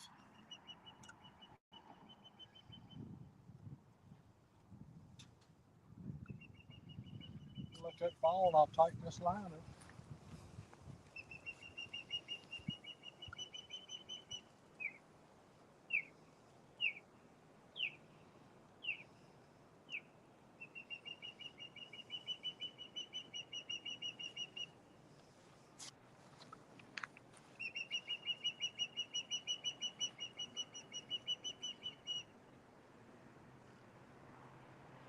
Big lean rod up there.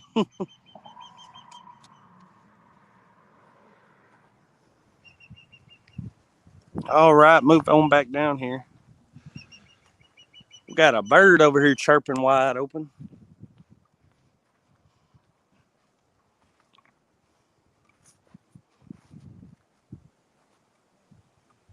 Hopefully that wind isn't making too much racket for y'all. Kind of picked this spot as well because it had some trees behind it, hoping to knock down some of the wind, but It's actually been good this afternoon. It's really a pretty day to be out here. You know, nothing else. It's just a pretty day to be out here. It's always good to be out and what God's provided us. This is beautiful.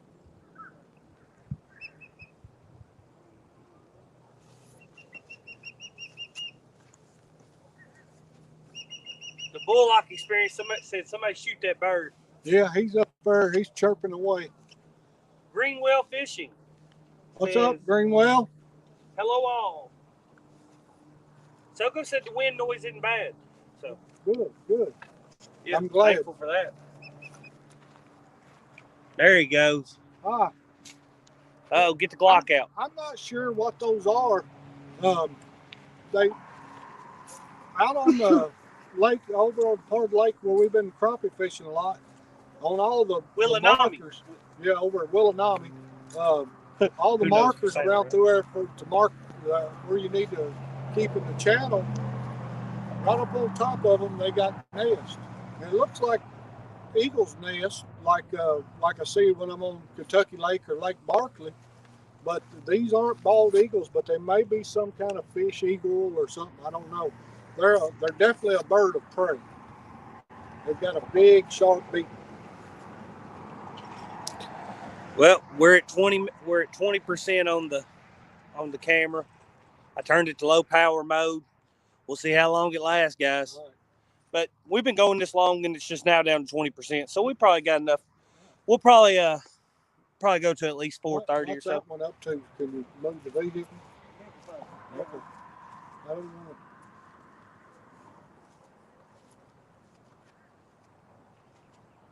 See, this Fins and Fowls in the chat. Hey, what's up, Fins? Fowl? How are you today? Maurice Casey. What's up, Maurice? We need somebody to do a catfish cry for us, catfish dance or something, because we can't get one to bite right now. We've got chicken out there with a little strawberry jello. We've got cut bait out, cut bluegill out there. And we actually just put a piece of cut bluegill with a little jello on it out there. We're trying anything to get a fish to bite right now. I've never used cut bait with jello on it, so we'll see. If that thing gets a takedown, we'll be trying it at home. And we've had this discussion back and forth. How much do you think the jello really does? You seem to honestly, I think you could take just the chicken without the jello and catch fish. I guess I need to prove my theory. We'll get back home, we'll do that. I think the jello helps the scent trail. Cody thinks it helps the scent trail. I do know that a lot of dough baits and stuff people use, blood baits and different things people use to catfish with, is actually got sugar in it. It's sweet. So maybe the catfish do like the sweet. I don't know. It's kind of interesting. I guess I'm really smart enough to know. One of you guys know, have a theory on it? Throw it in the chat. Let's hear about it. Hear what your theory on the jello is with the chicken, because I really don't know. I know years ago, again, when I was young, I'd fish pay lakes when I was young. Because when I was young, you'd go to a pay lake for $5 and there was no limit. And I'd go catch 60 fish at a time. So that's the reason I would fish them. But once they put limits on them, the catfish farms quit producing enough fish for them, and people started taking the fish out of the lakes for them. I quit fishing. Yeah, I've heard a lot of people selling fish out of the lake and hurting our local fisheries just to make not even much money at all, right, selling them to pay lakes, and I don't support that at all. Yeah, I've heard people at home selling their fish. They catch for $1 a pound to these pay lakes. Well, when I was a kid going to these pay lakes, and the fish were farm raised fish we were catching, but like I said, I'd go catch 60 at a time. I would go peddle them and make me some money, and I was getting $1 a pound for them when I was a kid. That was a long time ago. Big difference in selling the fish out of a pay lake versus selling them out of your local fishery and hurting the population. I mean, we've got where we release almost everything. Yeah, we release most of it. We used to not be that way, but right, we've learned, right, and yes, but we've grown. Believe me, we eat fish. That's what we've done here. That's what God put them here for. The crappie, we cleaned them, and to be honest, I noodle. I go noodling. It's a passion of mine. I've been noodling since 1990. I'm thinking about changing my tactics, which I'll do some videos on noodling this year. I noodle, and when we go noodling, we eat those fish. We always have, and we will until we change our tactics. Soko's got a theory. Right. He says jello is made from animal byproduct, so it could be a factor, but raw chicken with no additive catches too. Yeah. Well, you could be on something there, so I'll go with that. Ben's and Fowl says he doesn't think it's legal to sell fish from public waters of Oklahoma, and it may not even be It may in not be Kentucky. here unless you're Licensed. Licensed commercial fisherman. But doesn't change These what pay you lakes hear. don't care. They just want the fish to put in their lakes because that's how they're making their living. They have to buy them under the table. They'll buy them under the table. Right. We posted pictures on Facebook. I posted pictures on Facebook before. It's been a few years ago. It had Pay Lakes message me, "Hey, I'll buy those off of you, large flatheads and stuff because they want them so they can try to attract people into their businesses." Right. And it's just not anything I'm interested in.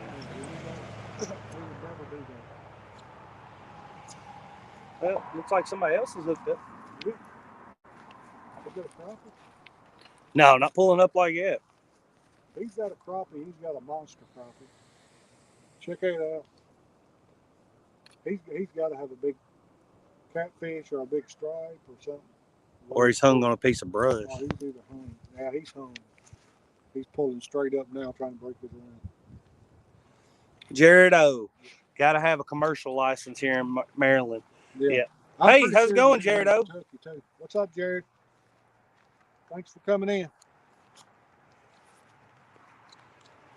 Give him a little scroll around where we're fishing, just here at the docks, at the ramp. Show them the landscape here. It's a beautiful place. And here's the neat thing. Right here where we're standing, we're in Alabama right here. We're right over there. The other bank across from us is Georgia. I think it's the bank down that way, he said. The bank right over there is Georgia. So. This lake does split Alabama and Georgia here where we're at. Like Eufaula. Fishing with the Chad. Hey, y'all. Driving and listening. Well, thank you for joining us, buddy. Thanks, Chad.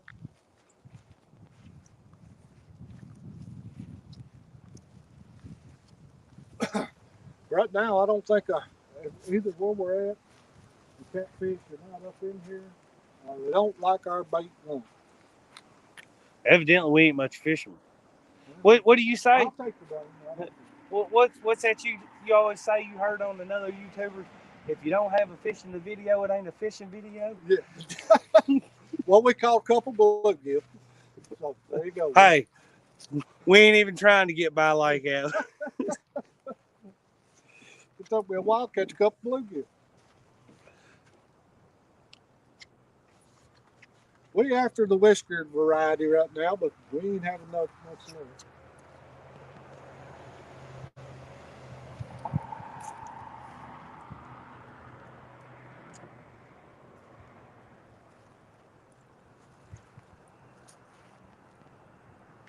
Jared O said he's got a buddy with a channel. It's Cambo Trout Fishing, Kambo Trout Fishing.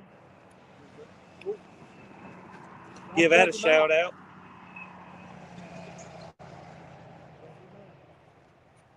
I think Cody likes trout fish some. I've never really been a trout fisherman. I've actually only ever been one time. I had a good time when I went. It's different. Yeah, it's different. Of course, we don't have trout native to our waterways, and they stock them. So, but I went to a little stream where they stock them at and caught some. It was fun. I heard that most time once you catch them, they don't survive after you catch them. I don't know if it's all trout or if it's just the ones they're stocking aren't the strongest and they don't handle it well. And I didn't like them. He cleaned them and ate some of them, and he liked them. So if I'm going to kill the fish by catching it and I'm not going to eat it, I'm not going to go out and catch it. I'm not going to kill the fish and just throw it back and it go to waste. If I could catch them and I knew it was going to be a good release, I'd go catch them more. But being I don't want to eat them myself, and more than likely they're going to die, I just hadn't done it.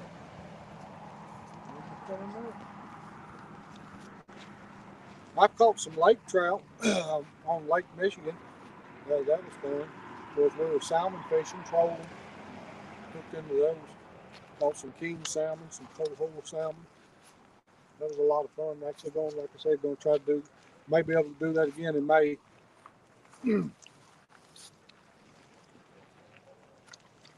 Well, I don't know, Cody. This Yep. spot ain't panning out too good. It's already 4:30. I know, hey, right here's going to do it. Let's back this boat in.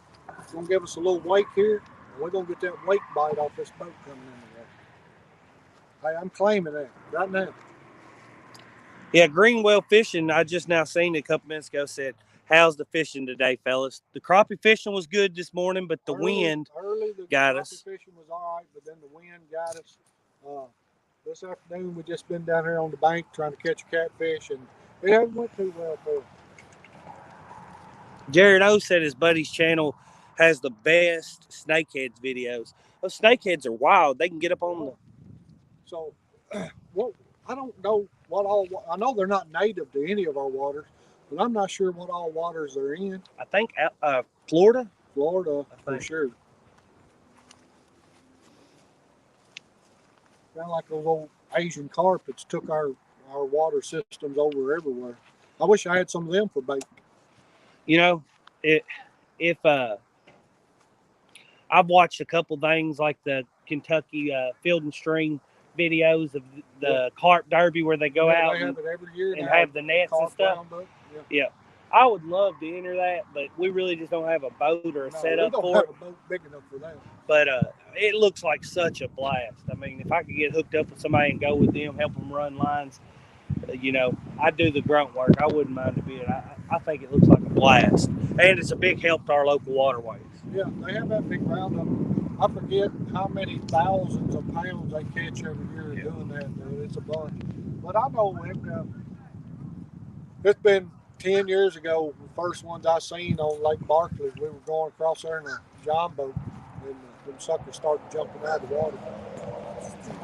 Jared O says Maryland, Virginia, Delaware, Pennsylvania, Georgia, Florida, Hawaii, and others. Snakeheads? I'm assuming that's what he's talking about, yeah. Oh, really? So a lot. Yeah. So they're another invasive species that, is not natural to our waterways. So they're pretty wild looking fish. So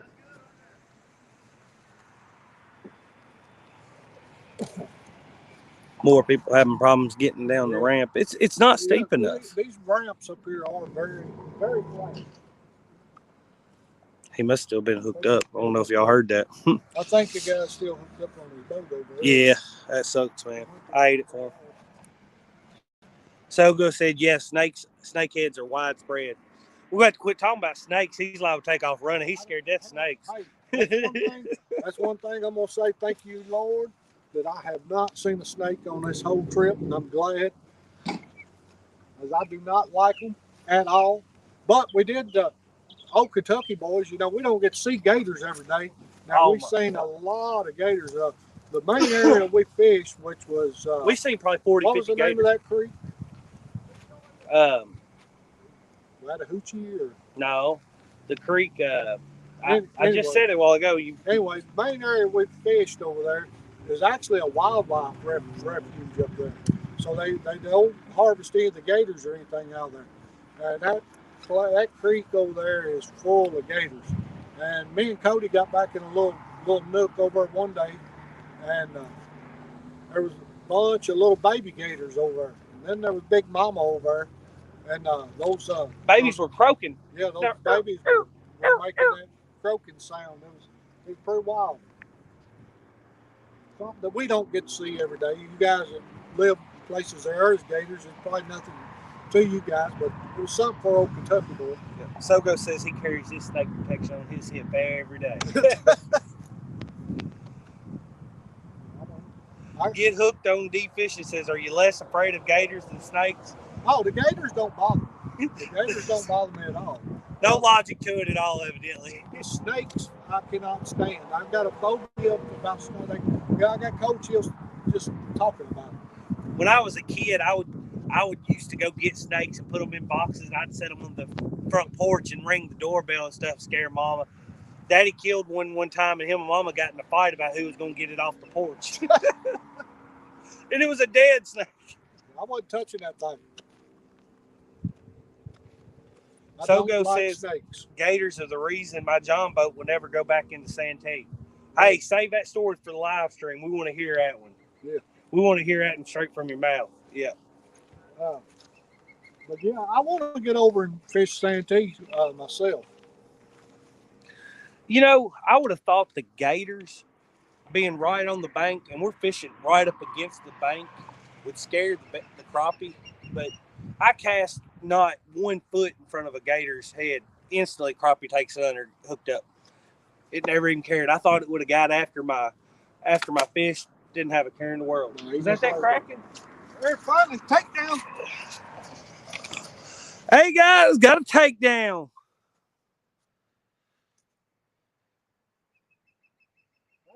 Finally hooked up. It come up fast though. It must be really shallow right there. It must be tangled up. Got a blue.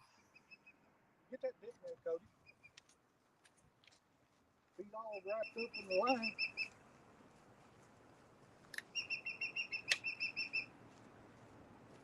Look, he's all tied in.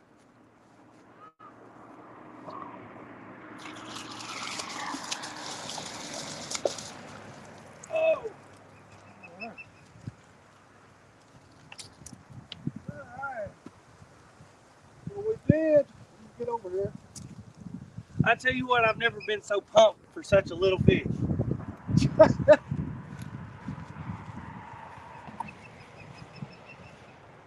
Eddie Gross says a good thing y'all were standing next to the fishing rod. That one would have probably went over. Yeah. He went with it when he went. That one there was cut bluegill? Yeah, cut bluegill. So, hey, I'm tickled to death that we did catch a catfish on the live stream. There it is. Thank you. Let him go now. Nice little blue. What do you say, 2-3 pounds? 4 pounds. 4 pounds? Let him go. Caden Payne says, hey, people. What's up, Caden?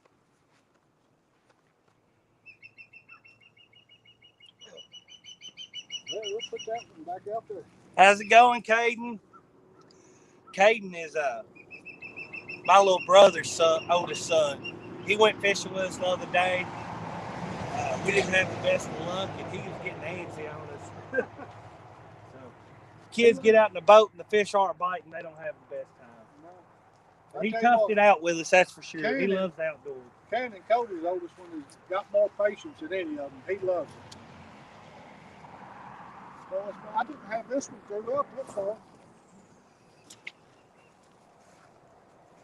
We'll put it back out there short. Maybe hey, you hit it hard. Maybe we got the other ones out too far. We got them out there going toward the channel. Maybe they ought to be in here closer. Hey, do what you got to do. Dale Hayslip said you better open them reels up. Yeah. Yeah, probably should. I don't know if this one's got a clicker on it or not. I tell him all the time he sets his drag too tight, but different strokes for different folks. Pretty loose. All right. But we had it at a pretty heavy angle too, though. It's going to grab that eye. Loosen it up. All right. Go ahead. Look, now they can fish.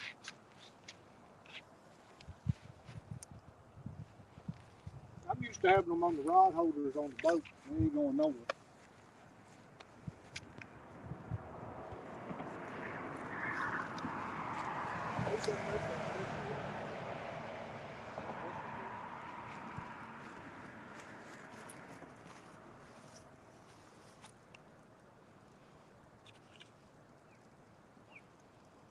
I'll refresh my bait since we caught one. That's still that bluegill head. I'm just going to leave it on there. It's still got guts and tabs on it, so I'm going to leave it on there. You might have to talk a little louder being that far away. All right. I'm not going to cast them quite as far.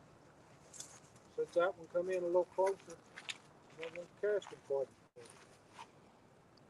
Sun's starting to go down a little, tucking behind the trees for us.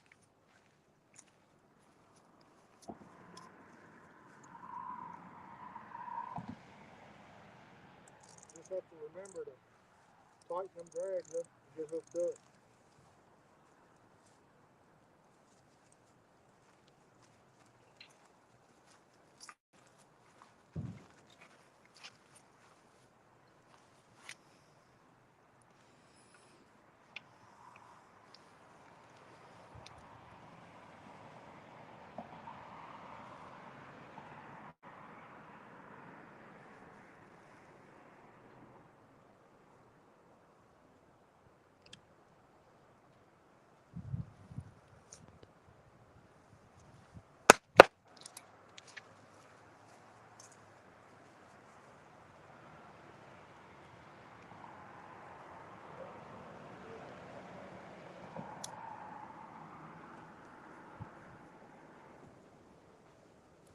How far out you casting?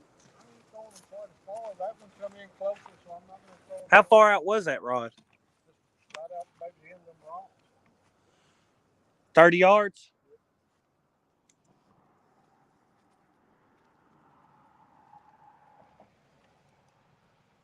I'm going to loosen the drag on these.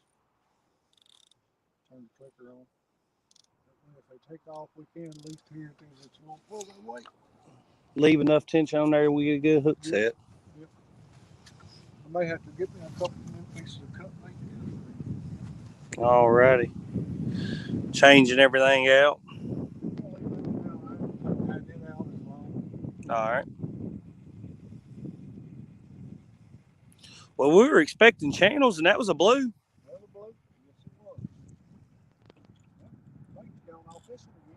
I don't know if there's some little channels out there pecking on them, but not seen them bending. I hadn't seen it go, but it ain't got no bait on it. I put a fresh piece on it.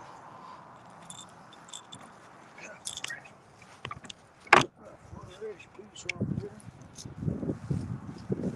Chill off.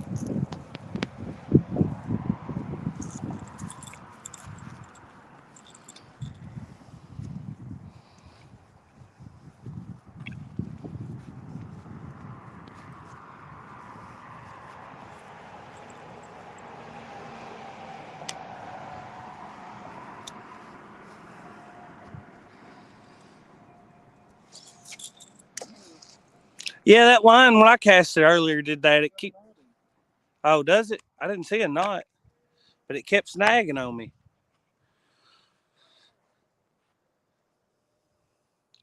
You know, I like that pissy fun reel a lot better than I do the new ambassadors. My older style ambassadors, I love, but these newer ambassadors just aren't as good, are they? Teeth's thrown.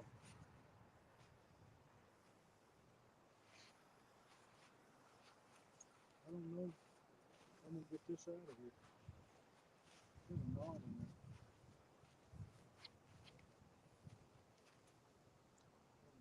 there. Here, I'll let you talk to the camera a little. All right, I'm gonna take it back down here where we had it, where we can see. Maybe we can see the takedown. We get another one.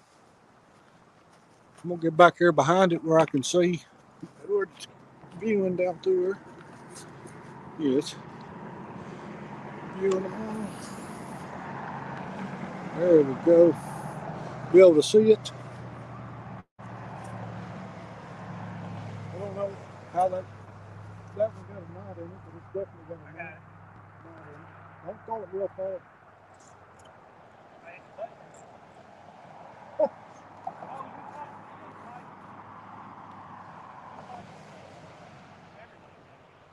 I didn't tighten nothing.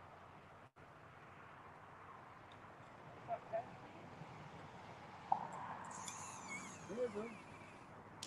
Oh, you threw it probably over that one. But... Which one, this one? Yeah. That's all right. Well, those at the end down there, I had them threw up that way because all these are out this way. That's fine though. I didn't see it pull it when I reeled in. Right. You got the drag loosened up on it? Yeah, we forget sometimes. It's been a while since, I'll be honest, it's been a while since I fished from the bank. I'm trying to boat fishing, and you know, when you're boat fishing, you got them in the rod holder. You ain't got to worry about them going anywhere. But here, like we are, just leaned up against this pole. Yeah, one of them down there could be in the water before we got to it. Real easy. You want to check the comments, Coach? Yeah, I will. I don't want to answer anybody's questions or reply or whatever. P City Smitty catfishing on here. What's up, P. Smitty? Muskrat Adventures. What's up, Muskrat? Thanks for coming in, guys. Catfish Heroes. What's up, Catfish Heroes? Thanks for coming in. We're down here, just so everybody knows, it's just coming in. We're down here in Eufaula, Alabama. Of course, we're from Kentucky. We're down here. We come down here this week on crappie fishing. This afternoon is our last evening here, and we decided we'd come down, do a little bank fishing, go live. We finally got one hook up here just a minute ago. Weighed about a 4 pound blue. I guess I could have held him up, pushed his belly up, made him a little bigger than he was. I guess. Fishing with squirrel. Fishing with squirrel. What's up, squirrel? Thanks for coming in. It's really been a good week. I hate for it to end. You know, when you get to fish all week long, all of a sudden that week's vacation's got to end. It's going to be rough next week having to get back in there and work all week. You ain't said nothing. Golly. I actually got to work for a living. You do paperwork. I mean, come on. I don't. I have to work a whole lot more than you think.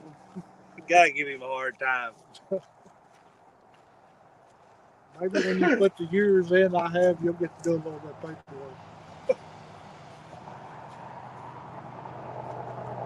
Muskrat Adventures asked how the crappie fishing was. It was good. It was good. I ain't gonna say it was great. The spawn's pretty much good. over. We missed the spawn, I think, by about a week. So we still caught the fish up in shallow waters. One we caught, but we caught a lot of male fish that were still in there lagging behind. We caught a few females, but I think we probably caught more male fish than we did females. Oh, by a long shot. It's 3-1. I wish we would have been. I wish we'd have been here last week. You know, that's the start. That's how it goes with everything, ain't it? But always a day late, $1 short. But it was still good. It was a great trip. Any time you get to take a trip and go fishing for a week, it's good no matter what.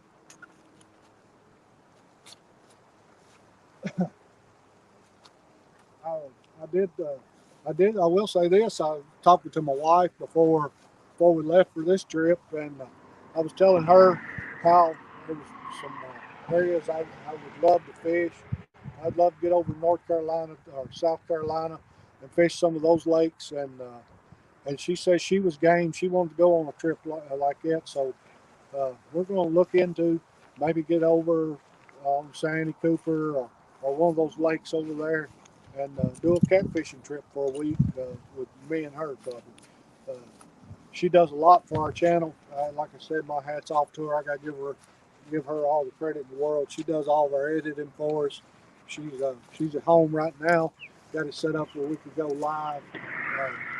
She supports everything I do. Here I am down here on vacation for a week without her.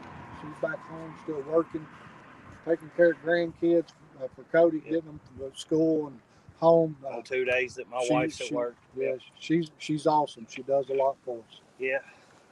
My wife makes it possible as well for me. She allows me to go out and do all this and take money out of the bank account to come on a trip like this. So it's really a blessing to have a supportive wife and be able to get out and do this. Yes, it is. It means a lot. Just to have a supportive family. And that's another thing I can say about doing this since I've been doing this and talking to you, all of you guys. I consider you guys family. And this catfishing family especially is one of the best groups of people I've ever been involved with. And I thank all of you guys. I've learned a lot by listening and talking to you guys, and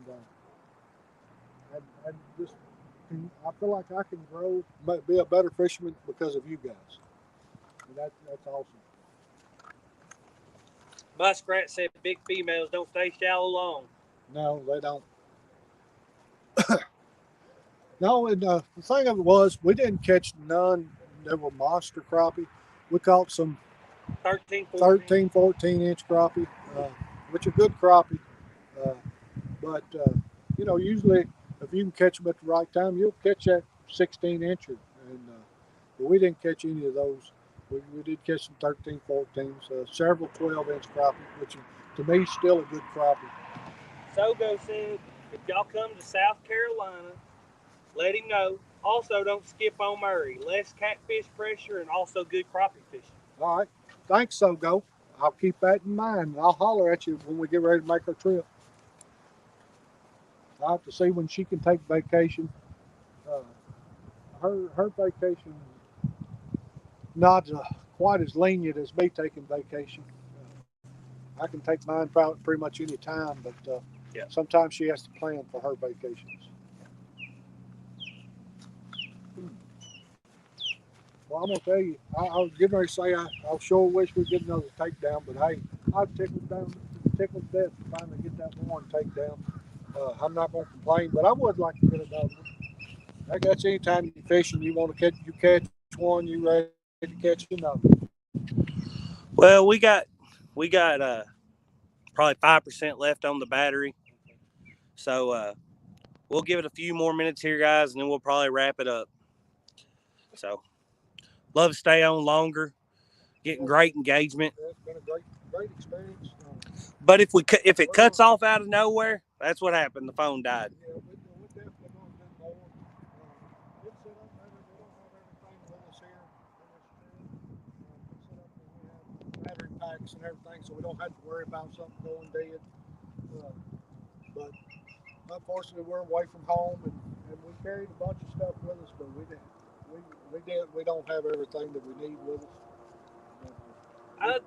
This phone may be charged up enough I can swap them out. We'll see. We got 22 people. That one goes dead. We got 22 people on this. That one goes dead really, really quick. It's awesome.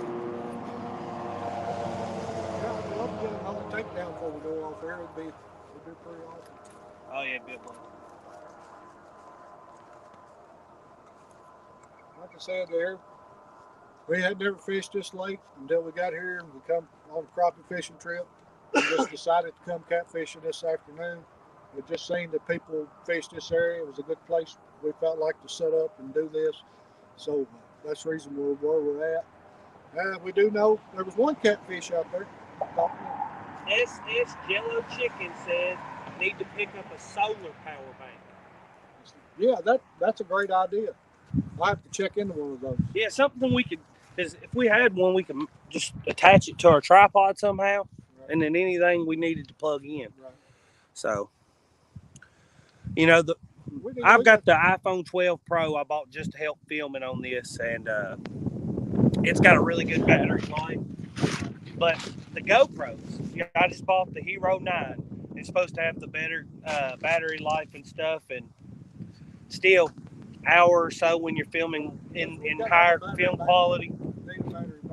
Y'all got a few batteries for it, but then you've got to be mindful. And I've got a Hero. I've got the 7 Black, and I've got 4 batteries for it. But like I said, if it goes dead, you got to change out batteries. But you just need to get us a power pack that'll last, for hours. We've been on here for 2.5 hours. That's awesome. I can't believe it. Doesn't feel like that long. No. Especially with only one fish. That long when you're having fun. And that's what we're having fun. I was really hoping something took this whole bluegill down here.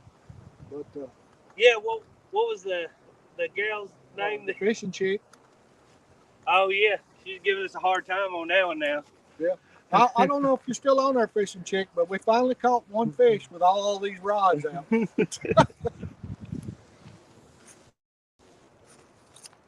We got 6 rods out. What we got out?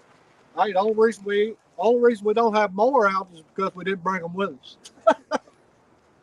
It's the only cap we threw in 6 last minute before we left to come down. We decided we was gonna throw some catfish rods in there just in case. it's hard for us to go anywhere that we don't try to catfish at least one. Sogo says look into an Anchor, Anker battery pack. They come with a bag. You can just hang on the tripod or whatever. It's holding the camera and phone. All right. Thanks, Sogo. We'll definitely do that.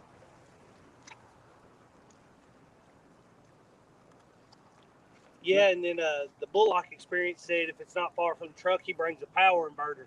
And I've got one in my truck, but I don't think you have one in here, else I would. And I can't get the camera set up and film you at the same time. And actually, I'm going to be honest, we got our vehicle parked somewhere right now that I'm sure we're not supposed to.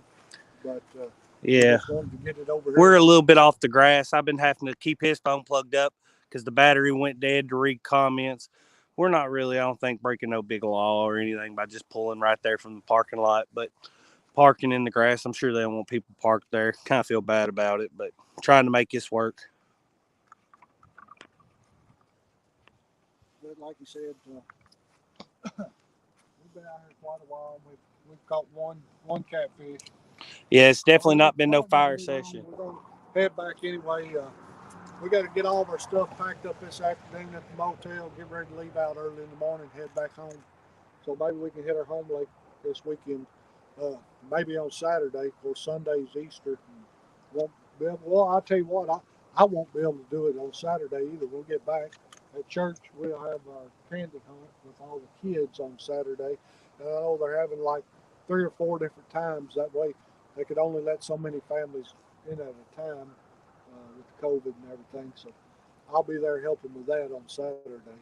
But it's Uncle been a great Lou joined in. Hey, Uncle Lou. Great to have you.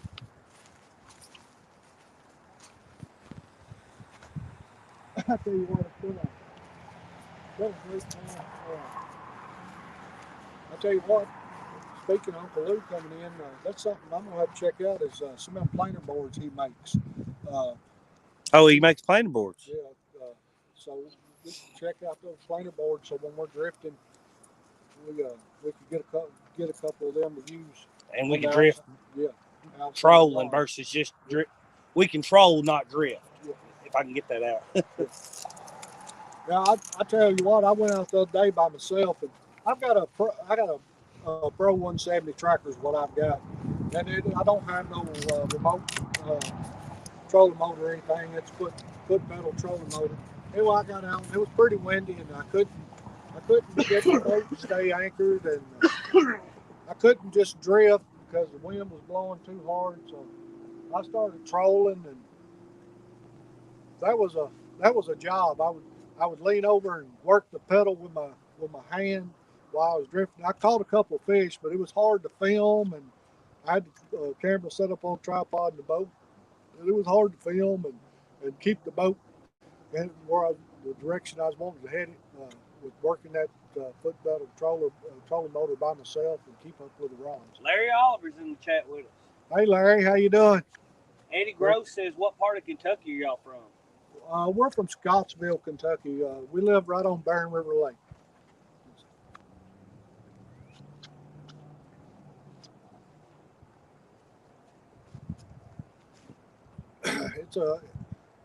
It's a pretty lake, but it's a 10,000 acre lake.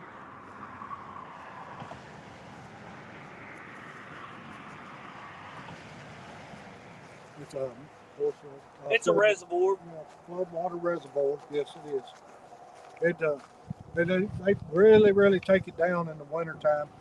To let you know how much, 552 is our summer pool, and then in the wintertime they take it down to 5. Daddy, did you hit that? I just seen it move. Getting excited over nothing, guys.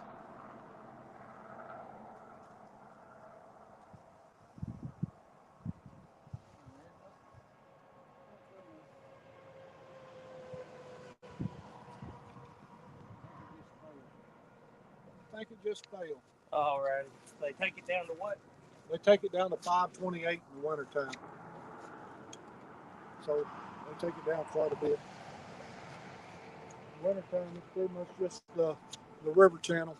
Eddie Gross is from Bowling Green. Okay. Okay.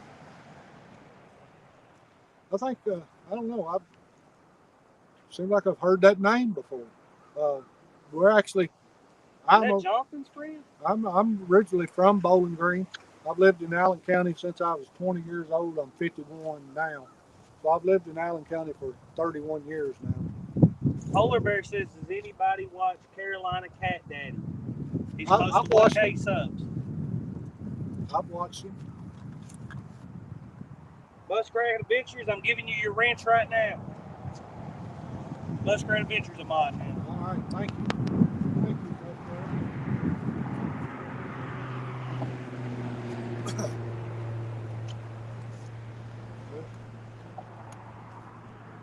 I'm gonna have to do the catfish dance or something. I can't get Cody to do it. Give us another fish. He said his dad's name was also Eddie Gross. Okay. We're glad to have you in, Eddie. Like I said, I'm originally from Bowling Green. I've lived in Allen County since I was 20. The Eddie I knew had a little bit of a limp. I don't know if that's...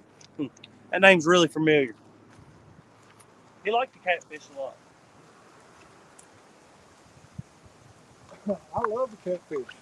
I'd do it every day if I could.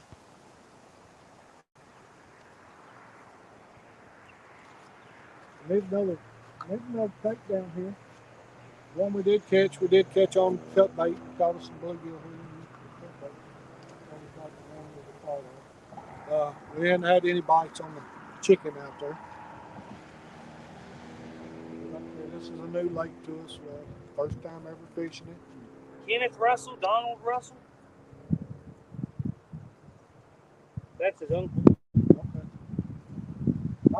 Cool to have some local people in on the live stream. Yeah, definitely. And just I'm always looking forward to. Just to go ahead and tell y'all guys again, if we go blank on y'all, it's because our cameras went dead. What percentage you got left? I don't know if it was at 10 about 30 minutes ago. But I can always hook yours up if I need to. Well, we've been out here for a little over 2 hours now. How long have we been out here, Cody? Oh, let me check. A little over 2 hours. 2 hours, 38 minutes. So we've been out here for a little over two and a half hours. This phone's about to go dead, and this is the one that we're streaming from. So I'd say before we just let the phone go completely dead, they just end without getting off here. We'll go ahead and end it. We appreciate all of you coming on, being on here with us. Fun chatting with all of you. And hey, none of this would happen without you guys. We thank every one of you from the bottom of our heart. And we just look forward to putting out more videos and doing more lives. And hope to always give you guys what you want to see. Hey, as we always say here at 3+1 Outdoors, it's God, family, and the great outdoors. God bless, and thank you guys for watching. Yep. Hey, make sure to smash that like button, subscribe if you hadn't already, and we appreciate y'all. We're going to go ahead and wrap things up. See y'all.